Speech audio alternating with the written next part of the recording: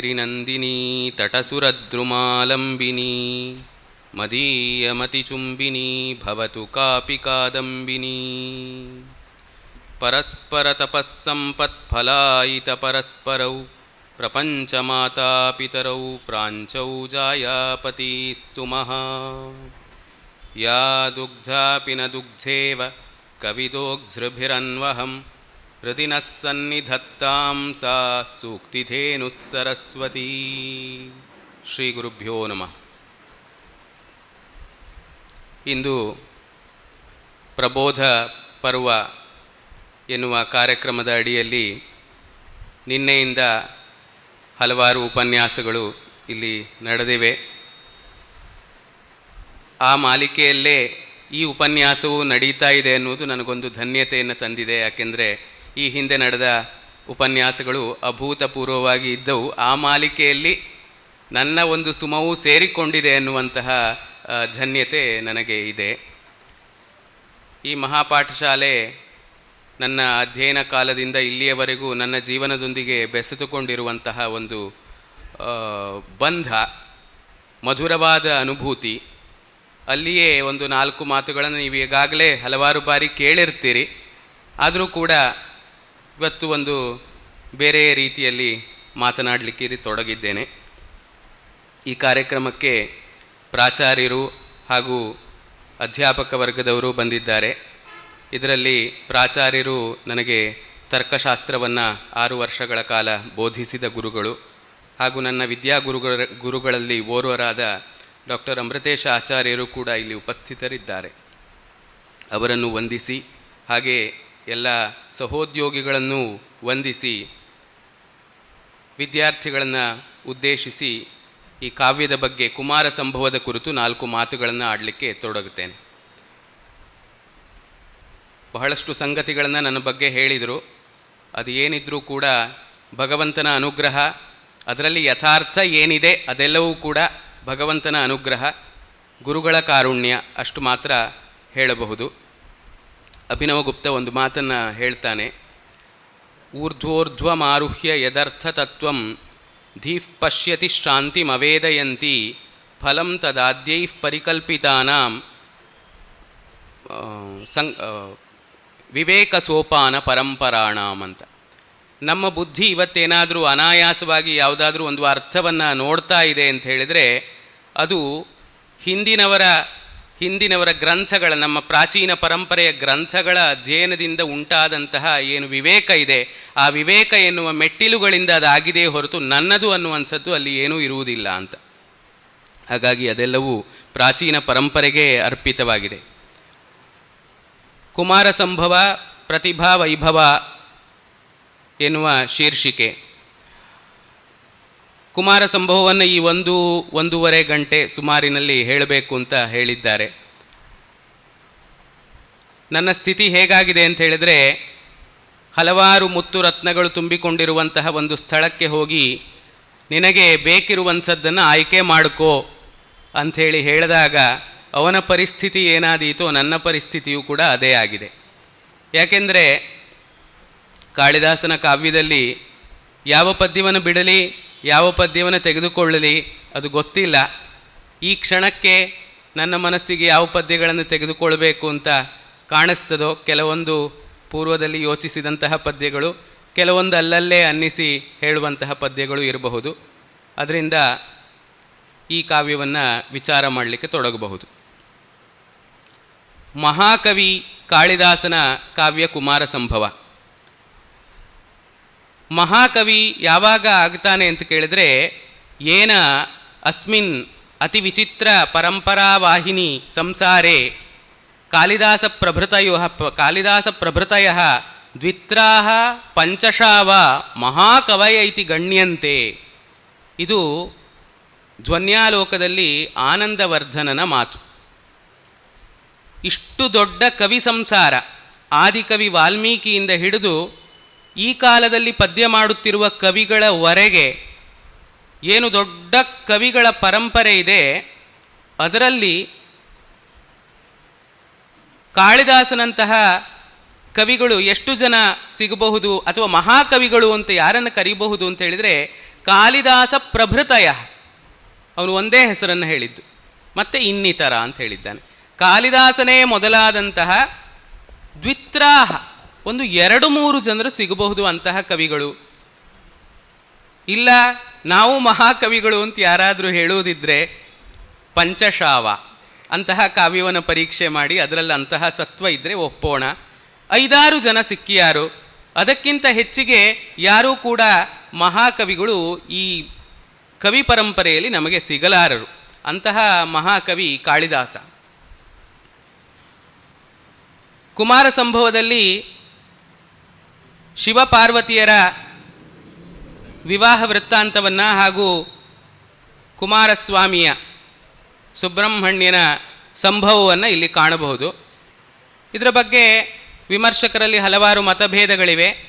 ಅದರ ಬಗ್ಗೆ ಯಾವುದು ಹೆಚ್ಚಿಗೆ ವಿಚಾರವನ್ನು ಮಾಡುವುದಿಲ್ಲ. ಕಾವ್ಯದ ಸ್ವಾರಸ್ಯವನ್ನು ಆಸ್ವಾದ ಮಾಡಲಿಕ್ಕೆ ಅದು ತೊಡಕಾಗುತ್ತದೆ. ಆದ್ದರಿಂದಾಗಿ ಕೆಲವರು ಹೇಳ್ತಾರೆ 7 ಸರ್ಗಗಳನ್ನು ಕಾಳಿದಾಸ ಬರೆದ ಅಂತ, ಇನ್ನು ಕೆಲವರು ಹೇಳ್ತಾರೆ 8 ಸರ್ಗಗಳನ್ನು ಕಾಳಿದಾಸ ಬರೆದಿದ್ದಾನೆ ಅಂತ, ಇನ್ನು ಕೆಲವರು ಹೇಳ್ತಾರೆ 17 ಸರ್ಗಗಳನ್ನು ಕೂಡ ಕಾಳಿದಾಸನೇ ಬರೆದಿದ್ದಾನೆ ಅಂತ. ಇಲ್ಲಿ ಉಮಾಪರಿಣಯ ಈ ವಿಚಾರದಿಂದ ಕೊನೆಯಾಗುವಂತಹ 7-8 ಸರ್ಗಗಳನ್ನು ಕಾಳಿದಾಸ ಬರೆದಿದ್ದಾನೆ ಎನ್ನುವ ಮತವೇ ಹೆಚ್ಚು ಪ್ರಬಲವಾಗಿದೆ. ಅನಂತರದ ಕಾವ್ಯ ವಿನ್ಯಾಸ ಬೇರೆ ಕವಿಯದಿರಬಹುದು ಅನ್ನುವಂತಹ ವಿಚಾರವೂ ಇದೆ. ಅದೇನೇ ಇರಲಿ, ಆರಂಭದಲ್ಲಿ ಮಂಗಳದಲ್ಲಿ ಒಂದು ಪದ್ಯವನ್ನು ಹೇಳಿದೆ. ಪರಸ್ಪರ ತಪಸ್ಸಂಪತ್ ಫಲಾಯಿತ ಪರಸ್ಪರವು ಪ್ರಪಂಚ ಮಾತಾಪಿತರವು ಪ್ರಾಂಚೌ ಜಾಯಾಪತಿ ಸ್ತುಮಃ. ಶಿವ ಪಾರ್ವತಿಯನ್ನು, ಪಾರ್ವತಿ ಶಿವನನ್ನು ಪಡೆದದ್ದು ಹೇಗೆ ಕೇಳಿದರೆ ಅದು ತಪಸ್ಸಿನಿಂದ, ಪಾಕದಿಂದ ಪಡೆದುಕೊಂಡದ್ದು ಒಬ್ಬರನ್ನೊಬ್ಬರು. ಅಂತಹ ಪುರಾಣ ದಂಪತಿಗಳನ್ನು ನಾನು ವಂದಿಸ್ತೇನೆ ಅಂತ ಒಂದು ಪದ್ಯ ಇದೆ. ಈ ಮಹಾಕಾವ್ಯದಲ್ಲಿ ನಾವು ನೋಡಬಹುದಾದದ್ದು ಅದನ್ನೇ. ಗೀತೆಯಲ್ಲಿ ಕೃಷ್ಣ ಹೇಳಿದ್ದಾನೆ, ಕಾಮಯೇಷ ಕ್ರೋಧ ಏಷ ರಜೋಗುಣ ಸಮುದ್ಭವ ಮಹಾಶನೋ ಮಹಾಪಾಪ್ಮ ವಿದ್ಯೇನಮಿಹ ವೈರಿಣಂ.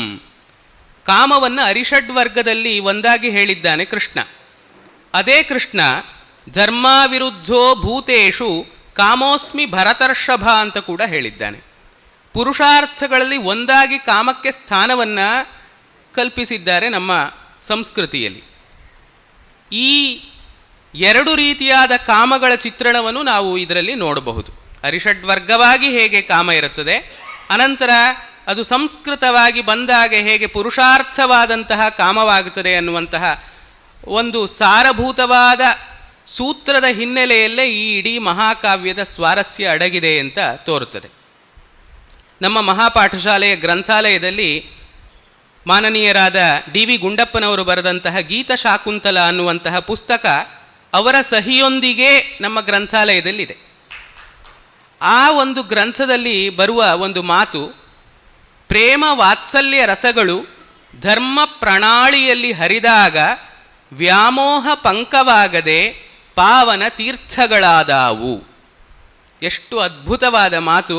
ಇದನ್ನು ಮತ್ತೆ ಮತ್ತೆ ನಮ್ಮ ಮನಸ್ಸಿನಲ್ಲಿ ಮೆಲುಕು ಹಾಕ್ತಾ ಇದ್ದರೆ ಅವರು ಶಾಕುಂತಲದ ವಿಚಾರವಾಗಿ ಈ ಮಾತನ್ನಾಡಿದ್ದಾರೆ. ಕುಮಾರ ಸಂಭವದ ಮಾತಿಗೂ ಕುಮಾರ ಸಂಭವದ ದೃಷ್ಟಿಯಿಂದ ನೋಡಿದಾಗಲೂ ಈ ಮಾತು ಅನ್ವರ್ಥವಾಗಿದೆ ಅಂತ ನಾವು ತಿಳಿದುಕೊಳ್ಳಬಹುದು. ಪ್ರೇಮ ವಾತ್ಸಲ್ಯ ರಸಗಳು ಧರ್ಮ ಪ್ರಣಾಳಿಯಲ್ಲಿ ಹರಿದಾಗ ವ್ಯಾಮೋಹ ಪಂಕವಾಗದೆ ಪಾವನ ತೀರ್ಥಗಳಾದಾವು. ಅಂತಹ ಒಂದು ದೃಷ್ಟಿಯನ್ನು ನಾವು ಇಲ್ಲಿ ಕಾಣಬಹುದು. ಕಾವ್ಯದ ಆರಂಭ ಅಸ್ತ್ಯುತ್ತರಸ್ಯಾನ್ ದಿಶಿ ದೇವತಾತ್ಮ ಹಿಮಾಲಯೋ ನಾಮ ನಗಾಧಿರಾಜ ಪೂರ್ವಾಪರೌ ತೋಯ ನಿಧೀವಗಾಹ್ಯ ಸ್ಥಿತ ಪೃಥಿವ್ಯಾ ಇವ ಮಾನದಂಡ ಅಂತ ಆರಂಭ ಆಗ್ತದೆ. ಹಿಮಾಲಯನ ವರ್ಣನೆ ಇಲ್ಲಿ ಆರಂಭ ಆಗ್ತದೆ. ಮುಂದೆ 17 ಶ್ಲೋಕಗಳಲ್ಲಿ ಹಿಮಾಲಯನ ವರ್ಣನೆಯನ್ನು ಕವಿ ಮಾಡ್ತಾನೆ. ಮಂಗಳಾಚರಣೆಯನ್ನು ಮಾಡುವಾಗ ಆಶೀರ್ ನಮಸ್ಕ್ರಿಯ ವಸ್ತು ನಿರ್ದೇಶ, ಈ 3 ರೀತಿಯಾಗಿ ಮಂಗಳಾಚರಣೆಯನ್ನು ಮಾಡುವುದು ಕ್ರಮ. ಎಲ್ಲರಿಗೂ ಒಳಿತಾಗಲಿ ಅಂತ ಆಶೀರ್ವಾದ ಮಾಡುವ ರೂಪದಲ್ಲಿರಬಹುದು, ಅಥವಾ ಒಂದು ದೇವತೆಯನ್ನು ನಮಸ್ಕಾರ ಮಾಡುವ ರೂಪದಲ್ಲಿರಬಹುದು, ಇಲ್ಲ ವಸ್ತುವನ್ನು ನಿರ್ದೇಶ ಮಾಡುವ ರೂಪದಲ್ಲಿರ್ಬೋದು. ಶ್ರೇಯಃ ಕುರುಣಾಂ ಅಧಿಪಸ್ಯ ಪಾಲನೀಂ ಅಂತ ಕಿರಾತಾರ್ಜುನೀಯದಲ್ಲೂ ನಾವು ನೋಡ್ತೇವೆ. ಇಲ್ಲಿ ವಸ್ತು ನಿರ್ದೇಶ ರೂಪವಾದ ಮಂಗಲ ಇದೆ ಅಂತ ಹೇಳ್ತಾರೆ. ಅಂದರೆ ಹಿಮಾಲಯನ ಬಗ್ಗೆ ಈ ಶ್ಲೋಕದಲ್ಲಿ ಹೇಳ್ತಾರೆ. ಇಲ್ಲಿಂದ ಮುಂದೆ ಒಟ್ಟು 17 ಶ್ಲೋಕಗಳಲ್ಲಿ, ಮೊದಲನೇ ಸರ್ಗದ ಆರಂಭದಲ್ಲಿ 17 ಶ್ಲೋಕಗಳಲ್ಲಿ ಹಿಮಾಲಯನ ವರ್ಣನೆಯನ್ನು ಮಾಡಿದ್ದಾರೆ.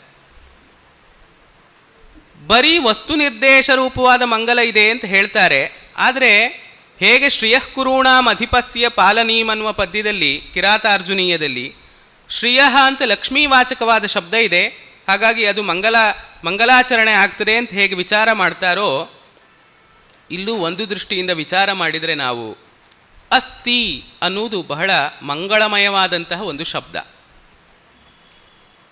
ಸಚ್ಚಿದಾನಂದಂ ಬ್ರಹ್ಮ, ಸತ್ ಚಿತ್ ಮತ್ತು ಆನಂದ ರೂಪವಾದದ್ದು ಬ್ರಹ್ಮತತ್ವದ ಸ್ವರೂಪ. ಸತ್ ಅಂದರೆ ಇರವು ಅಂತ ಅರ್ಥ. ಅದನ್ನು ಹೇಳುವಂತಹ ಕ್ರಿಯಾಪದ ಅಸ್ತಿ. ಬ್ರಹ್ಮತತ್ವದ ಇರವನ್ನು ಸೂಚಿಸುವಂತಹ ಶಬ್ದ ಅಸ್ತಿ. ಅದನ್ನು ಆರಂಭದಲ್ಲಿ ಬಳಸಿದ್ದಾನೆ. ಆದ್ದರಿಂದ ಇದು ಒಂದು ರೀತಿಯಲ್ಲಿ ಮಂಗಳಾಚರಣೆಯೇ ಆಗಿದೆ. ವಸ್ತು ನಿರ್ದೇಶ ರೂಪದ ಮಂಗಳ ಹೇಗೂ ಇಲ್ಲಿ ಇದೆ ಅಂತ ಹೇಳಲಿಕ್ಕೆ ಏನೂ ತೊಂದರೆ ಇಲ್ಲ. ಅಸ್ತ್ಯುತ್ತರಸ್ಯಾಂದಿಶಿ ದೇವತಾತ್ಮ ಹಿಮಾಲಯೋ ನಾಮ ನಗಾಧಿರಾಜ. ಉತ್ತರ ದಿಕ್ಕಿನಲ್ಲಿ ಹಿಮಾಲಯ ಎನ್ನುವ ಹೆಸರಿನ ದೇವತಾ ಸ್ವರೂಪನಾದಂತಹ ಒಂದು ಪರ್ವತ ಶ್ರೇಷ್ಠವಿದೆ, ಹಿಮಾಲಯ ಎಂದು ಅದರ ಹೆಸರು ಅಂತ ಹೇಳಿದ್ದಾರೆ. ಕಾಳಿದಾಸನ ಕಾವ್ಯದಲ್ಲಿ ಇರುವಂತಹ ಸ್ವಾರಸ್ಯ ಏನು ಕೇಳಿದ್ರೆ, ಯಾರೆಲ್ಲ ಕವಿಗಳಾಗಲಿಕ್ಕೆ ಬಯಸ್ತಾರೋ ಅವರು ಕಾಳಿದಾಸ, ಭೋಜರಾಜ ಇವರೆಲ್ಲರ ಕಾವ್ಯಗಳನ್ನು ಓದಿದರೆ ಒಂದು ಲಾಭ ಏನು ಅಂತಂದರೆ, ಅನಾಯಾಸವಾಗಿ ಇನ್ನೊಬ್ಬರಿಗೆ ತಿಳಿಯುವಂತೆ ನಮ್ಮ ಮನಸ್ಸಿನಲ್ಲಿರುವ ಅರ್ಥವನ್ನು ಹೇಗೆ ಹೇಳಬಹುದು. ಕಾವ್ಯಾರ್ಥ ಘಟನಾನುಕೂಲ ಶಬ್ದಾರ್ಥೋಪಸ್ಥಿತಿ ಅಂತ ಏನು ಜಗನ್ನಾಥ ಹೇಳ್ತಾನೆ. ಕಾವ್ಯವನ್ನು ಬಂಧಿಸಬೇಕಾದ್ರೆ, ಹೆಣೆಯಬೇಕಾದರೆ ಹೇಗೆ ಹೆಣೆಯಬಹುದು? ಒಬ್ಬ ವ್ಯಕ್ತಿಯ ಮನಸ್ಸಿನಲ್ಲಿ ಹಲವಾರು ಕಲ್ಪನೆಗಳು ಬರಬಹುದು. ಆದರೆ ನಮ್ಮ ಮನಸ್ಸಿನಲ್ಲಿ ಬಂದಂತಹ ಕಲ್ಪನೆಯನ್ನು ಅದು ಇನ್ನೊಬ್ಬರಿಗೆ ಅದೇ ಸ್ವರೂಪದಲ್ಲಿ ಅರ್ಥವಾಗುವಂತೆ ಶಬ್ದಗಳನ್ನು ಪೋಣಿಸುವುದು, ಅದು ಬಹಳ ಸಾಹಸಮಯವಾದಂತಹ ಕೆಲಸ. ಈ ಪದ್ಯವನ್ನೇ ನೋಡಿ, ಅಸ್ತ್ಯುತ್ತರಸ್ಯಾಂದಿಶಿ ದೇವತಾತ್ಮ ಹಿಮಾಲಯೋ ನಾಮ ನಗಾಧಿರಾಜ. ಸಂಸ್ಕೃತದಲ್ಲಿ ಬಾಲಪಾಠವನ್ನು ಆರಂಭ ಮಾಡಿಕೊಂಡಂತಹ ವ್ಯಕ್ತಿಗೂ ಇದರ ಅರ್ಥ ಆದೀತು. ಅದೇ ಭಾರವಿಯ, ಮಾಘನ, ಶ್ರೀಹರ್ಷನ ಪದ್ಯಗಳನ್ನು ನೋಡಿದರೆ ಈ ಸೌಲಭ್ಯ ನಮಗಿಲ್ಲ. ಇವನ ಕಾವ್ಯದಲ್ಲಿ ಅಂತಹ ಒಂದು ಪಾಕ ಅಂತ ಹೇಳ್ತೇವೆ ಇದನ್ನು ಅಲಂಕಾರ ಶಾಸ್ತ್ರದಲ್ಲಿ. ಈ ಪಾಕವನ್ನು ನಾವು ನೋಡಲಿಕ್ಕೆ ಬರುತ್ತದೆ. ಅಂತಹ ಹದವಾದ ಪಾಕ ಇವನ ಕಾವ್ಯದ ಉದ್ದಕ್ಕೂ ಇದೆ. ಒಂದು ಪದ್ಯದಲ್ಲಿ ಇಂತಹ ಪಾಕ ಬಂದರೆ ಅದು ಒಂದು ಪದ್ಯದಲ್ಲಿ ಏನೋ ಅಚಾನಕ್ಕಾಗಿ ಬಂದಿದೆ ಅಂತ ಹೇಳಬಹುದು. ಇಡೀ ಕಾವ್ಯವನ್ನು ಇದೇ ರೀತಿಯಾಗಿ ಮುಂದುವರಿಸಿಕೊಂಡು ಹೋಗುವಂಥದ್ದಿದೆಯಲ್ಲ, ಅದು ನಿಜವಾದ ಸಿದ್ಧಿ. ಆಮೇಲೆ ಹಿಮಾಲಯ ಅನ್ನುವವನು ಭಗವಂತನ ವಿಭೂತಿ ಕೂಡ ಹೌದು. ಸ್ಥಾವರಾಣಾಂ ಹಿಮಾಲಯ ಅಂತ ಕೃಷ್ಣನೇ ಹೇಳಿದ್ದಾನೆ. ಅಂತಹ ಎತ್ತರದ ವ್ಯಕ್ತಿತ್ವ ಹಿಮಾಲಯನದ್ದು. ಆ ಹಿಮಾಲಯ ಹೇಗಿದ್ದಾನೆ ಕೇಳಿದ್ರೆ, ಪೂರ್ವಾಪರವು ತೋಯನಿಧಿ ವಗಾಹ್ಯ. ಪೂರ್ವ ಮತ್ತು ಪಶ್ಚಿಮ ಸಮುದ್ರಗಳಲ್ಲಿ ತನ್ನ ಮೈಯನ್ನು ಚಾಚಿಕೊಂಡಿದ್ದಾನೆ. ಸ್ಥಿತ ಪೃಥಿವ್ಯಾ ಇವ ಮಾನದಂಡ. ಈ ಭೂಮಿಯ ಅಳತೆಗೋಲಿನಂತೆ ಕಾಣಿಸ್ತಾ ಇದ್ದಾನೆ. ಪುರಾಣದ ವಚನವನ್ನು ಮಲ್ಲಿನಾಥ ಉಲ್ಲೇಖ ಮಾಡ್ತಾನೆ. ಕೈಲಾಸ ಮತ್ತು ಹಿಮಾಲಯ ಇವೆರಡೂ ಕೂಡ ಸಮುದ್ರದಲ್ಲಿ ಮುಳುಗಿಕೊಂಡಿವೆ, ಅವೆರಡರ ಎರಡೂ ತುದಿಗಳು ಕೂಡ ಅಂತ ಹೇಳಿದ್ದಾನೆ. ಪುರಾಣ ಕಾಲದಲ್ಲಿ ಹಾಗೆ, ಈಗ ನಮಗೆ ಸ್ವಲ್ಪ ಹಾಗೆ ಕಾಣದೇ ಇದ್ದರೂ ಈ ಕಾವ್ಯ ಬರೆಯುವ ಕಾಲದಲ್ಲಿ ಹಾಗೆ ಇದ್ದೀತು. ಜಿಯಾಲಜಿ ಪ್ರಕಾರ ಎಷ್ಟೆಷ್ಟೋ ಭೂ ವ್ಯತ್ಯಾಸಗಳು, ಭೂ ಪರಿವರ್ತನೆಗಳು ನಮ್ಮಲ್ಲಿ ನಡೀತಾ ಇರ್ತವೆ. ಅಂತಹ ಇಡೀ ಭೂಮಿಯ ಒಂದು ಅಳತೆಗೋಲಿನಂತೆ ಕಾಣಿಸ್ತಾ ಇದ್ದಾನೆ ಹಿಮಾಲಯ ಅಂತ ಹೇಳ್ತಾನೆ. ಅಷ್ಟು ಹೇಳಿ, ಯಾವುದೇ ವಸ್ತು ಆದರೂ ಕೂಡ ಅದರಲ್ಲಿ ಏನಾದರೂ ಒಂದು ದೋಷ ಇದ್ದೇ ಇರ್ತದೆ. ಒಂದು ವಸ್ತು ಹುಟ್ಟಿದೆ ಅಂತ ಹೇಳಿದರೆ ಅದರಲ್ಲಿ ಏನೋ ಒಂದು ದೋಷ ಇರ್ತದೆ. ಅಂತಹ ದೋಷ ಹಿಮಾಲಯದಲ್ಲೂ ಇದೆ. ಅದು ಏನು ಕೇಳಿದರೆ ಶೈತ್ಯ. ಅನಂತರತ್ನ ಪ್ರಭವಸ್ಯ ಯಸ್ಯ ಹಿಮಂ ನ ಸೌಭಾಗ್ಯ ವಿಲೋಪಿ ಜಾತಂ. ಅನಂತ ರತ್ನಗಳಿಗೆ ಉತ್ಪತ್ತಿ ಸ್ಥಾನವಾಗಿದೆ ಹಿಮಾಲಯ.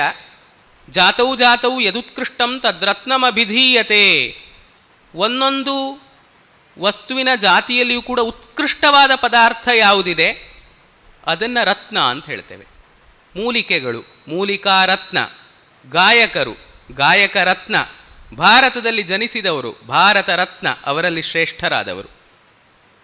ಹಾಗೆ ಅನಂತ ರತ್ನಗಳಿಗೆ ಉತ್ಪತ್ತಿ ಸ್ಥಾನವಾದದ್ದು ಈ ಹಿಮಾಲಯ. ಅದಕ್ಕೆ ಹಿಮ ಅನ್ನುವುದು ಅದರ ಸೌಭಾಗ್ಯ ಕುಂಠಿತವಾಗಲಿಕ್ಕೆ, ಅದರ ಸೌಭಾಗ್ಯ ಮಾಸಿ ಹೋಗಲಿಕ್ಕೆ ಹಿಮ ಅನ್ನುವುದು ಕಾರಣ ಆಗಲಿಲ್ಲ. ಏಕೋ ಹಿ ದೋಷೋ ಗುಣಸನ್ನಿಪಾತೆ ನಿಮಜ್ಜತಿ ಇಂದೋಃ ಕಿರಣೇಶು ಅಂಕ ಇವ ಕಿರಣೇಶ್ವಿವ ಅಂಕಃ ಅಂತ ಹೇಳ್ತಾನೆ. ಒಂದು ದೋಷ ಅನೇಕ ಗುಣಗಳ ಮಧ್ಯದಲ್ಲಿ ಮುಚ್ಚಿ ಹೋಗ್ತದೆ, ಅದು ಕಾಣುವುದಿಲ್ಲ. ಹಿಮಾಲಯನಲ್ಲಿ ಅನೇಕ ಗುಣಗಳಿವೆ. ಆ ಅನೇಕ ಗುಣಗಳ ಮಧ್ಯದಲ್ಲಿ ಹಿಮ ಎನ್ನುವಂಥದ್ದು ಒಂದು ದೋಷ ಇರಬಹುದು, ಅದು ನಮಗೆ ಕಾಣಿಸುವುದಿಲ್ಲ. ಈ ಪದ್ಯವನ್ನೇ ಹಿಡ್ಕೊಂಡು ಇನ್ನೊಬ್ಬ ಕವಿ ಚಮತ್ಕಾರ ಮಾಡಿದ್ದಾನೆ. ಏಕೋ ಹಿ ದೋಷೋ ಗುಣಸನ್ನಿಪಾತೆ ನಿಮಜ್ಜತೀಂದೋ ರೀತಿ ಯೋ ಬಭಾಷೆ ನೂನಂನ ದೃಷ್ಟ ಕವಿನಾಪಿತೇನ ದಾರಿದ್ರ್ಯ ದೋಷೋ ಗುಣರಾಶಿಹಾರಿ. ಒಂದು ಗುಣವು, ಒಂದು ದೋಷವೂ ಕೂಡ ಅನೇಕ ಗುಣಗಳ ಮಧ್ಯದಲ್ಲಿ ಪತಿತವಾದರೆ ಅದು ಕಾಣುವುದಿಲ್ಲ ಅಂತ ಹೇಳ್ತಾರೆ. ಯಾರು ಹೇಳಿದ್ದಾರೇನೋ ಅವರು, ಅಂತಹ ಕವಿಯೂ ಕೂಡ ಸರಿಯಾಗಿ ಗಮನ ಇಟ್ಟು ಹೇಳಲಿಲ್ಲ. ಯಾಕೆಂದರೆ ಬಡತನ ಎನ್ನುವಂತಹ ಒಂದು ದೋಷ ಅನೇಕ ಗುಣಗಳನ್ನು ನುಂಗಿ ನೊಣೆಯುತ್ತದೆ ಅಂತ ಆ ಕವಿಯ ಮಾತು. ಹೀಗೆ ಅಂತಹ ಉತ್ಕೃಷ್ಟವಾದಂತಹ ಹಿಮಾಲಯ ಪರ್ವತದ ವರ್ಣನೆಯನ್ನು ಬಹಳ ಸೊಗಸಾಗಿ ಮಾಡುತ್ತಾನೆ. ಅಲ್ಲಿ ನ್ಯಸ್ತಾಕ್ಷರ ಧಾತುರಸೇನ ಯತ್ರ ಭೂರ್ಜತ್ವಚ ಕುಂಜರ ಬಿಂದು ಶೋಣಾಹ ವ್ರಜಂತಿ ವಿದ್ಯಾಧರ ಸುಂದರೀಣಾಂ ಅನಂಗಲೇಖ ಕ್ರಿಯೆಯೋಪಯೋಗಂ. ಪ್ರೇಮ ಪತ್ರಕ್ಕೆ ಕಾಳಿದಾಸ ಬಳಸುವಂತಹ ಒಂದು ಶಬ್ದ ಅನಂಗಲೇಖ. ಭೂರ್ಜ ವೃಕ್ಷದ ತೊಗಟೆ ಇದೆ ಅಲ್ಲಿ. ಆ ತೊಗಟೆ ಹೇಗಿದೆ ಕೇಳಿದರೆ, ಆ ಹಿಮಾಲಯದಲ್ಲಿ ಬೆಳೆಯುವಂತಹ ಭೂರ್ಜ ವೃಕ್ಷದ ತೊಗಟೆಗಳು ವಿದ್ಯಾಧರ ಸುಂದರಿಯರು, ವಿದ್ಯಾಧರರು ದೇವಯೋನಿ ವಿಶೇಷ, ವಿದ್ಯಾಧರ ಸುಂದರಿಯರ ಅನಂಗಲೇಖ ಕ್ರಿಯೆಗೆ, ಪ್ರೇಮಪತ್ರ ಬರೀಲಿಕ್ಕೆ ಅದು ಒಂದು ವಸ್ತುವಾಗಿದೆ ಅಂತ. ಹಿಮಾಲಯ ಪರ್ವತ ಆದ್ದರಿಂದ ಅಲ್ಲಿ ಗೈರಿಕಾದಿ ಧಾತುಗಳು ಸಿಗ್ತವೆ. ಆ ಧಾತುವನ್ನು ಇಟ್ಟುಕೊಂಡು ಆ ಭೂರ್ಜದ ತೊಗಟೆ ಏನಿದೆ ಅದರ ಮೇಲೆ ಪತ್ರಗಳನ್ನು, ತಮ್ಮ ಪ್ರೀತಿಯನ್ನು ನಿವೇದಿಸುವಂತಹ ಪತ್ರಗಳನ್ನು ವಿದ್ಯಾಧರ ಸುಂದರಿಯರು ಬರೀತಾ ಇದ್ರು ಅಂತ ಹೇಳ್ತಾನೆ. ಆಮೇಲೆ ಇನ್ನೊಂದು ಶ್ಲೋಕ ಬರ್ತದೆ. ಅಲ್ಲಿರುವಂತಹ ಕೆಲವೊಂದು ಜ್ಯೋತಿರ್ಲತೆಗಳು, ಇವತ್ತು ವಿಜ್ಞಾನದಲ್ಲಿ ಇದನ್ನು ನಾವು ನೋಡಬಹುದು. ಕೆಲವೊಂದು ಸಸ್ಯಗಳು ರಾತ್ರಿಯ ಹೊತ್ತಿನಲ್ಲಿ ಬೆಳಕನ್ನು ಚೆಲ್ತವೆ ಅಂತ. ಅಲ್ಲಿ ಅಂತಹ ಜ್ಯೋತಿರ್ಲತೆಗಳಿವೆ, ಅವುಗಳು ರಾತ್ರಿಯ ಹೊತ್ತು ಆ ಗುಹೆಯನ್ನು ಬೆಳಗುತ್ತವೆ ಅಂತ ಹೇಳ್ತಾನೆ. ಆಮೇಲೆ ತಮಸ್ಸನ್ನು ತನ್ನ ಗುಹೆಯ ಒಳಗಡೆ ಅಡಗಿಸಿಕೊಂಡಿದ್ದಾನೆ ಹಿಮಾಲಯ. ಅಭಯಂ ಸರ್ವಭೂತೇಭ್ಯೋ ದದಾಮ್ಯೇತದ್ ವ್ರತಂ ಮಮ ಅಂತ ರಾಮ ಹೇಳುವಂತೆ ಈ ಹಿಮಾಲಯನ ತತ್ವವೂ ಅದೇ ಆಗಿದೆ. ಯಾರು ತನ್ನ ಬಳಿಗೆ ಅಭಯವನ್ನು ಬೇಡಿ ಬರ್ತಾರೋ ಅಂಥವರಿಗೆ ಅಭಯವನ್ನು ನೀಡುವುದು. ದಿವಾಕರ ದ್ರಕ್ಷತಿ ಯೋ ಗುಹಾಸು ಲೀನಂ ದಿವಾಭೀತಮಿವಾಂಧಕಾರಂ. ಹಗಲಿಗೆ ಹೆದರಿದಂತಹ ಕತ್ತಲೆಯನ್ನು ತನ್ನ ಗುಹೆಯೊಳಗೆ ಅಡಗಿಸಿಕೊಂಡಿದ್ದಾನೆ ಹಿಮಾಲಯ. ಅಲ್ಲೊಂದು ಮಾತನ್ನು ಹೇಳ್ತಾನೆ, ಕ್ಷುದ್ರೇಪಿ ನೂನಂ ಶರಣಂ ಪ್ರಪನ್ನೆ ಮಮತ್ವಂ ಉಚ್ಚೈಶಿರಸಾಂ ಅತೀವ. ಅಭಯವನ್ನು ಬೇಡಿ ಬಂದಂತಹ ವ್ಯಕ್ತಿ ಎಂತಹ ಕ್ಷುದ್ರನೇ ಆಗಿರಬಹುದು, ಆದರೆ ಅವನಿಗೆ ಶರಣನಾಗುವುದು, ಅಂದರೆ ಅವನಿಗೆ ರಕ್ಷಕನಾಗುವುದು, ಶರಣಂ ಗೃಹ ರಕ್ಷಿತ್ರೋಹೋ, ಅವನಿಗೆ ರಕ್ಷಕನಾಗುವುದು ಮಹಾತ್ಮರ ಸ್ವಭಾವ. ಹಿಮಾಲಯ ಅಂತಹ ಮಹಾತ್ಮನೇ ಹೌದು. ಅವನದ್ದು ಉನ್ನತವಾದ ವ್ಯಕ್ತಿತ್ವ, ಅವನು ಹಿಮಾಲಯ. ಅಂತಹ ಔನ್ನತ್ಯ ಅವನಲ್ಲಿದೆ. ಆಕಾರದಿಂದ ಔನ್ನತ್ಯ ಇದ್ದರೆ ಸಾಲದು, ಅಂತರಂಗದಿಂದಲೂ ಔನ್ನತ್ಯ ಇರಬೇಕು. ಅಂತಹ ಔನ್ನತ್ಯ ಹಿಮಾಲಯನಲ್ಲಿ ಇದೆ. ಅಂತಹ ಕ್ಷುದ್ರರು ಶರಣಾಗತರಾದಾಗಲೂ ಕೂಡ ಅವರಿಗೆ ಅವಕಾಶವನ್ನು ಕಲ್ಪಿಸುವುದು, ಅಭಯವನ್ನು ನೀಡುವುದು. ಉಚ್ಚೈಶಿರಸಾಂ ಅತೀವ ಮಮತ್ವಂ. ಯಾರು ಉನ್ನತ ವ್ಯಕ್ತಿತ್ವದವರಿದ್ದಾರೆ ಅವರಿಗೆ ಆ ಆಶ್ರಯ ಬೇಡಿ ಬಂದಂತಹ ವ್ಯಕ್ತಿಯ ವಿಷಯದಲ್ಲಿ ಇವನು ನನ್ನವನು ಎನ್ನುವ ಭಾವನೆ ಬಲವಾಗಿರ್ತದೆ. ಇನ್ನು ಅಲ್ಲಿ ಚಮರಿ ಮೃಗಗಳೆಲ್ಲ ಓಡಾಡ್ತಾ ಇವೆ, ತಮ್ಮ ಬಾಲವನ್ನೆಲ್ಲ ಬೀಸ್ತಾ ಇವೆ. ಗಿರಿರಾಜ ಎನ್ನುವಂತಹ ಶಬ್ದ ಪರ್ವತರಾಜನಾದ ಹಿಮಾಲಯನಿಗೆ ಇದೆ. ಛತ್ರ ಚಾಮರ ವ್ಯಜನ ಆಂದೋಲಿಕ ಗೋಮಹಿಷ್ಯಾದಿ ಸಿದ್ಧ್ಯರ್ಥಂ ಅಂತೇನು ಹೇಳ್ತೇವೆ, ಅಂತಹ ರಾಜಲಕ್ಷಣವಾದಂತಹ ಚಾಮರ ಯಾರಿಗಿದೆ ಅಂತ ಹೇಳಿದರೆ ಈ ಹಿಮಾಲಯನಿಗಿದೆ. ಯಾರಿಂದಾಗಿ ಅಂತ ಹೇಳಿದರೆ ಆ ಚಮರಿ ಮೃಗಗಳಿಂದಾಗಿ. ಹಾಗಾಗಿ ಗಿರಿರಾಜ ಎನ್ನುವಂತಹ ಶಬ್ದ ಹಿಮಾಲಯನಿಗೆ ಸಾರ್ಥಕವಾಗಿ ಅನ್ವಯ ಆಗ್ತದೆ ಎನ್ನುವಂತಹ ಮಾತನ್ನು ಹೇಳ್ತಾನೆ. ಹೀಗೆ ಇನ್ನೂ ಹಲವಾರು ಪದ್ಯಗಳು ಇವೆ. ಮುಂದೆ ಸ ಮಾನಸೀಂ ಮೇರು ಸಖಃ ಪಿತॄಣಾಂ ಕನ್ಯಾಂ ಕುಲಸ್ಯ ಸ್ಥಿತಯೇ ಸ್ಥಿತಿಜ್ಞಃ ಮೇನಾಂ ಮುನೀನಾಮಪಿ ಮಾನನೀಯಾಂ ಆತ್ಮಾನುರೂಪಾಂ ವಿಧಿನೋಪಯೇಮೆ. ಮೇನೆಯನ್ನು ಮದುವೆಯಾದ, ಮುನೀನಾಮಪಿ ಮಾನನೀಯಾಂ, ಮುನಿಗಳಿಗೂ ಕೂಡ ಮಾನ್ಯಳಾದವಳು ಮೇನೆ. ಸ್ತ್ರೀಯ ಬಗ್ಗೆ ಬಹಳ ಗೌರವವನ್ನು ಕಾಳಿದಾಸ ತನ್ನ ಕಾವ್ಯಗಳಲ್ಲಿ, ಮಾನನೀಯರಾದಂತಹ ಸ್ತ್ರೀಯರ ಬಗ್ಗೆ ಅಂತಹ ಗೌರವವನ್ನು ಕಾಳಿದಾಸ ತನ್ನ ಕಾವ್ಯದಲ್ಲಿ ತೋರಿಸ್ತಾನೆ. ಇಲ್ಲಿರಬಹುದು, ಮುಂದೆ 7ನೇ ಸರ್ಗದಲ್ಲಿ ಅರುಂಧತಿಯ ಬಗ್ಗೆ ಇರಬಹುದು, ಪಾರ್ವತಿಯ ಬಗ್ಗೆ ಇರಬಹುದು, ಬಹಳ ಗೌರವವನ್ನು ತೋರಿಸ್ತಾನೆ. ಮುನೀನಾಮಪಿ ಮಾನನೀಯಾಂ ಮೇನಾಂ ಆತ್ಮಾನುರೂಪಾಂ, ತನಗೆ ತಕ್ಕುದಾದ ಹೆಂಡತಿ, ಅಂತಹ ಹೆಂಡತಿಯನ್ನು, ಅಂತಹ ಹುಡುಗಿಯನ್ನು ಅವನು ಮದುವೆಯಾಗಿದ್ದಾನೆ, ಪತ್ನಿತ್ವೇನ ಪಡೆದುಕೊಂಡಿದ್ದಾನೆ. ಕಾಲಕ್ರಮೇಣ ಅವರಿಬ್ಬರಿಗೆ ಮೈನಾಕ ಎನ್ನುವಂತಹ ಸಂತಾನ, ಪುತ್ರ ಸಂತಾನ ಆಯಿತು. ಆಮೇಲೆ ಪಾರ್ವತಿ ಜನಿಸಿದಳು. ಪರ್ವತನ ಮಗಳಾದ್ರಿಂದಾಗಿ ಆಕೆಗೆ ಪಾರ್ವತಿ ಎಂಬಂತಹ ನಾಮಧೇಯ. ಹಿಂದೆ ದಕ್ಷಾಧ್ವರದಲ್ಲಿ ನಷ್ಟಳಾದಂತಹ ಸತಿ ಯಾರಿದ್ದಾಳೆ, ಅವಳೇ ಈಗ ಪಾರ್ವತಿಯಾಗಿ ಬಂದಿದ್ದಾಳೆ ಎನ್ನುವಂತಹ ಮಾತನ್ನು ಅಲ್ಲಿ ಸ್ಪಷ್ಟಪಡಿಸ್ತಾನೆ. ಇಷ್ಟು ಪುತ್ರ ಸಂತಾನ ಇದೆ. ಆದರೂ ಕೂಡ ಹಿಮಾಲಯನಿಗೆ ಮಗಳನ್ನು ಕಂಡ್ರೆ ತುಂಬ ಮಮಕಾರ. ಮಹೀಭೃತಃ ಪುತ್ರವತೋಪಿ ದೃಷ್ಟಿ ತಸ್ಮಿನ್ ಅಪತ್ಯೆ ನ ಜಗಾಮ ತೃಪ್ತಿಂ. ಮೈನಾಕನನ್ನು ಮಾತ್ರ ನೋಡಿ ತೃಪ್ತಿ ಆಗಲಿಲ್ಲ. ಅನಂತ ಪುಷ್ಪಸ್ಯ ಮಧೋರ್ಹಿ ಚೂತೆ ದ್ವಿರೇಫ ಮಾಲಾ ಸವಿಶೇಷ ಸಂಗ. ದ್ವಿರೇಫ ಮಾಲೆ ಇದೆಯಲ್ಲ, ದುಂಬಿಗಳ ಸಾಲು, ಅದಕ್ಕೆ ವಸಂತ ಮಾಸದಲ್ಲಿ ಹಲವಾರು ಹೂವುಗಳು ತನ್ನ ಕಣ್ಣೆದುರು ಕಾಣ್ತಾ ಇದ್ದರೂ ಕೂಡ ಬಹಳ ಆಸಕ್ತಿ ಇರುವುದು ಮಾವಿನ ಹೂವಿನಲ್ಲಿ. ಹಾಗೆ ಇಂತಹ ಪ್ರೀತಿ ಈ ಪಾರ್ವತಿಯ ಮೇಲೆ ಇತ್ತು ಹಿಮವಂತನಿಗೆ. ಮುಂದೆ ಹಿಮವಂತ ಮತ್ತು ಪಾರ್ವತಿಯ ಸಂಬಂಧ, ತಂದೆ ಮಗಳ ಸಂಬಂಧ ಯಾವ ರೀತಿಯಾಗಿತ್ತು ಅನ್ನುವುದನ್ನು ಒಂದು ಪದ್ಯದಿಂದ ಹೇಳ್ತಾನೆ. ಬಹಳ ಸುಂದರವಾದಂತಹ ಪದ್ಯ. ಪ್ರಭಾ ಮಹತ್ಯ ಶಿಖಯೇವ ದೀಪಃ ತ್ರಿಮಾರ್ಗ ಏವ ತ್ರಿದಿವಸ್ಯ ಮಾರ್ಗಃ ಸಂಸ್ಕಾರವತ್ಯೇವ ಗಿರಾ ಮನೀಷಿ ತಯಾ ಸ ಪೂತಶ್ಚ ವಿಭೂಷಿತಶ್ಚ.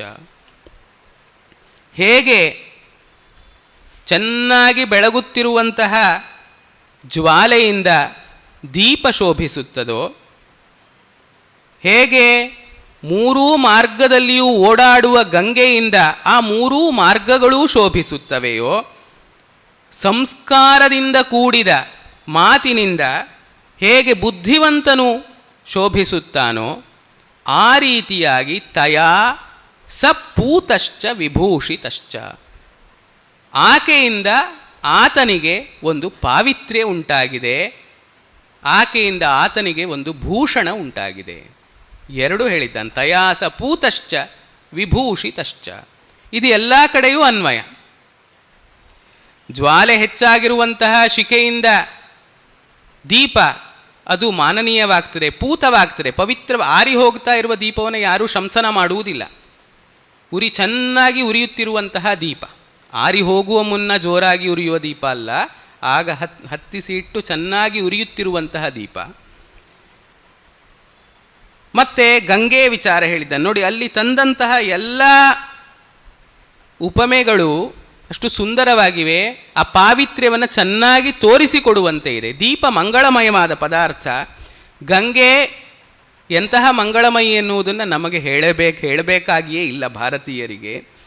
ಸಂಸ್ಕಾರದಿಂದ ಕೂಡಿದಂತಹ ಮಾತು. ಮಾತಿನಲ್ಲಿ ಒಂದು ಸಂಸ್ಕಾರ ಇರಬೇಕು. ಸಂಸ್ಕಾರ ಇದ್ದರೆ ಮಾತ್ರ ಅದಕ್ಕೆ ಬೆಲೆ ಬರ್ತದೆ.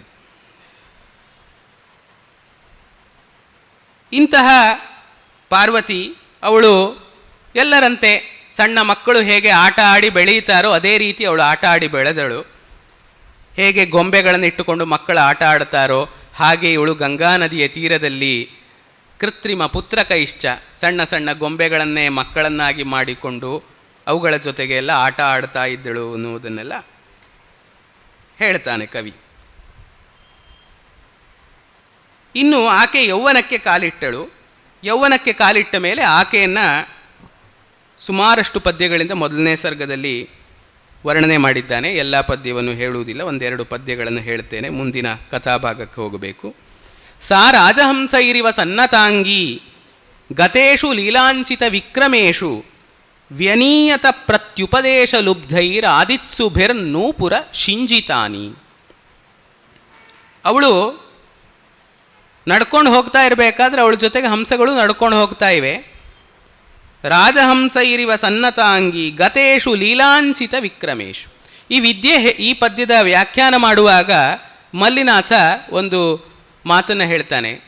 ವಿದ್ಯೆ ಯಾವುದೆಲ್ಲ ರೀತಿಯಲ್ಲಿ ಬರಬಹುದು ಅಂತ. ಗುರು ಶುಶ್ರೂಷಯ ವಿದ್ಯಾ ಪುಷ್ಕಲೇನ ಧನೇನವ ಅಥವಾ ವಿದ್ಯೆಯ ವಿದ್ಯಾ ಚತುರ್ಥಿ ನೋಪಲಭ್ಯತೆ. ಗುರುಗಳನ್ನು ಶುಶ್ರೂಷೆ ಮಾಡಿದರೆ ವಿದ್ಯೆ ಬರ್ತದೆ. ಗುರುಗಳನ್ನು ಸೇವಿಸುವುದು ಅದು ತುಂಬ ಮುಖ್ಯ. ಅವರು ಪ್ರೀತರಾದ ಮೇಲೆ ದೇಯಂ ವತ್ಸರವಾಸಿನೇ ಅಂತ ಹೇಳ್ತಾರಲ್ಲ, ಆ ರೀತಿಯಾಗಿ 1 ವರ್ಷ ಕಾಲ ವಾಸ ಮಾಡಬೇಕು. ಗುರುಗಳು ಪ್ರಸನ್ನರಾಗಬೇಕು. ಆಮೇಲೆ ಶ್ರೋತುಂ ಇಚ್ಛಾ ಶುಶ್ರೂಷ, ಕೇಳುವ ಇಚ್ಛೆಯನ್ನು ಕೂಡ ಉಂಟಾಗಬೇಕು. ಇದಂತೆ ನಾ ತಪಸ್ಕಾಯ ನಾಭಕ್ತಾಯ ಕದಾಚನ ನಚ ಅಶುಶ್ರೂಷವೇ ವಾಚ್ಯಂ ನಚ ಮಾಂ ಯೋಭ್ಯಸೂಯತಿ ಅಂತ ಗೀತೆಯ ಕಡೆಯಲ್ಲಿ ಕೃಷ್ಣ ಹೇಳ್ತಾನಲ್ಲ, ಅದೇ.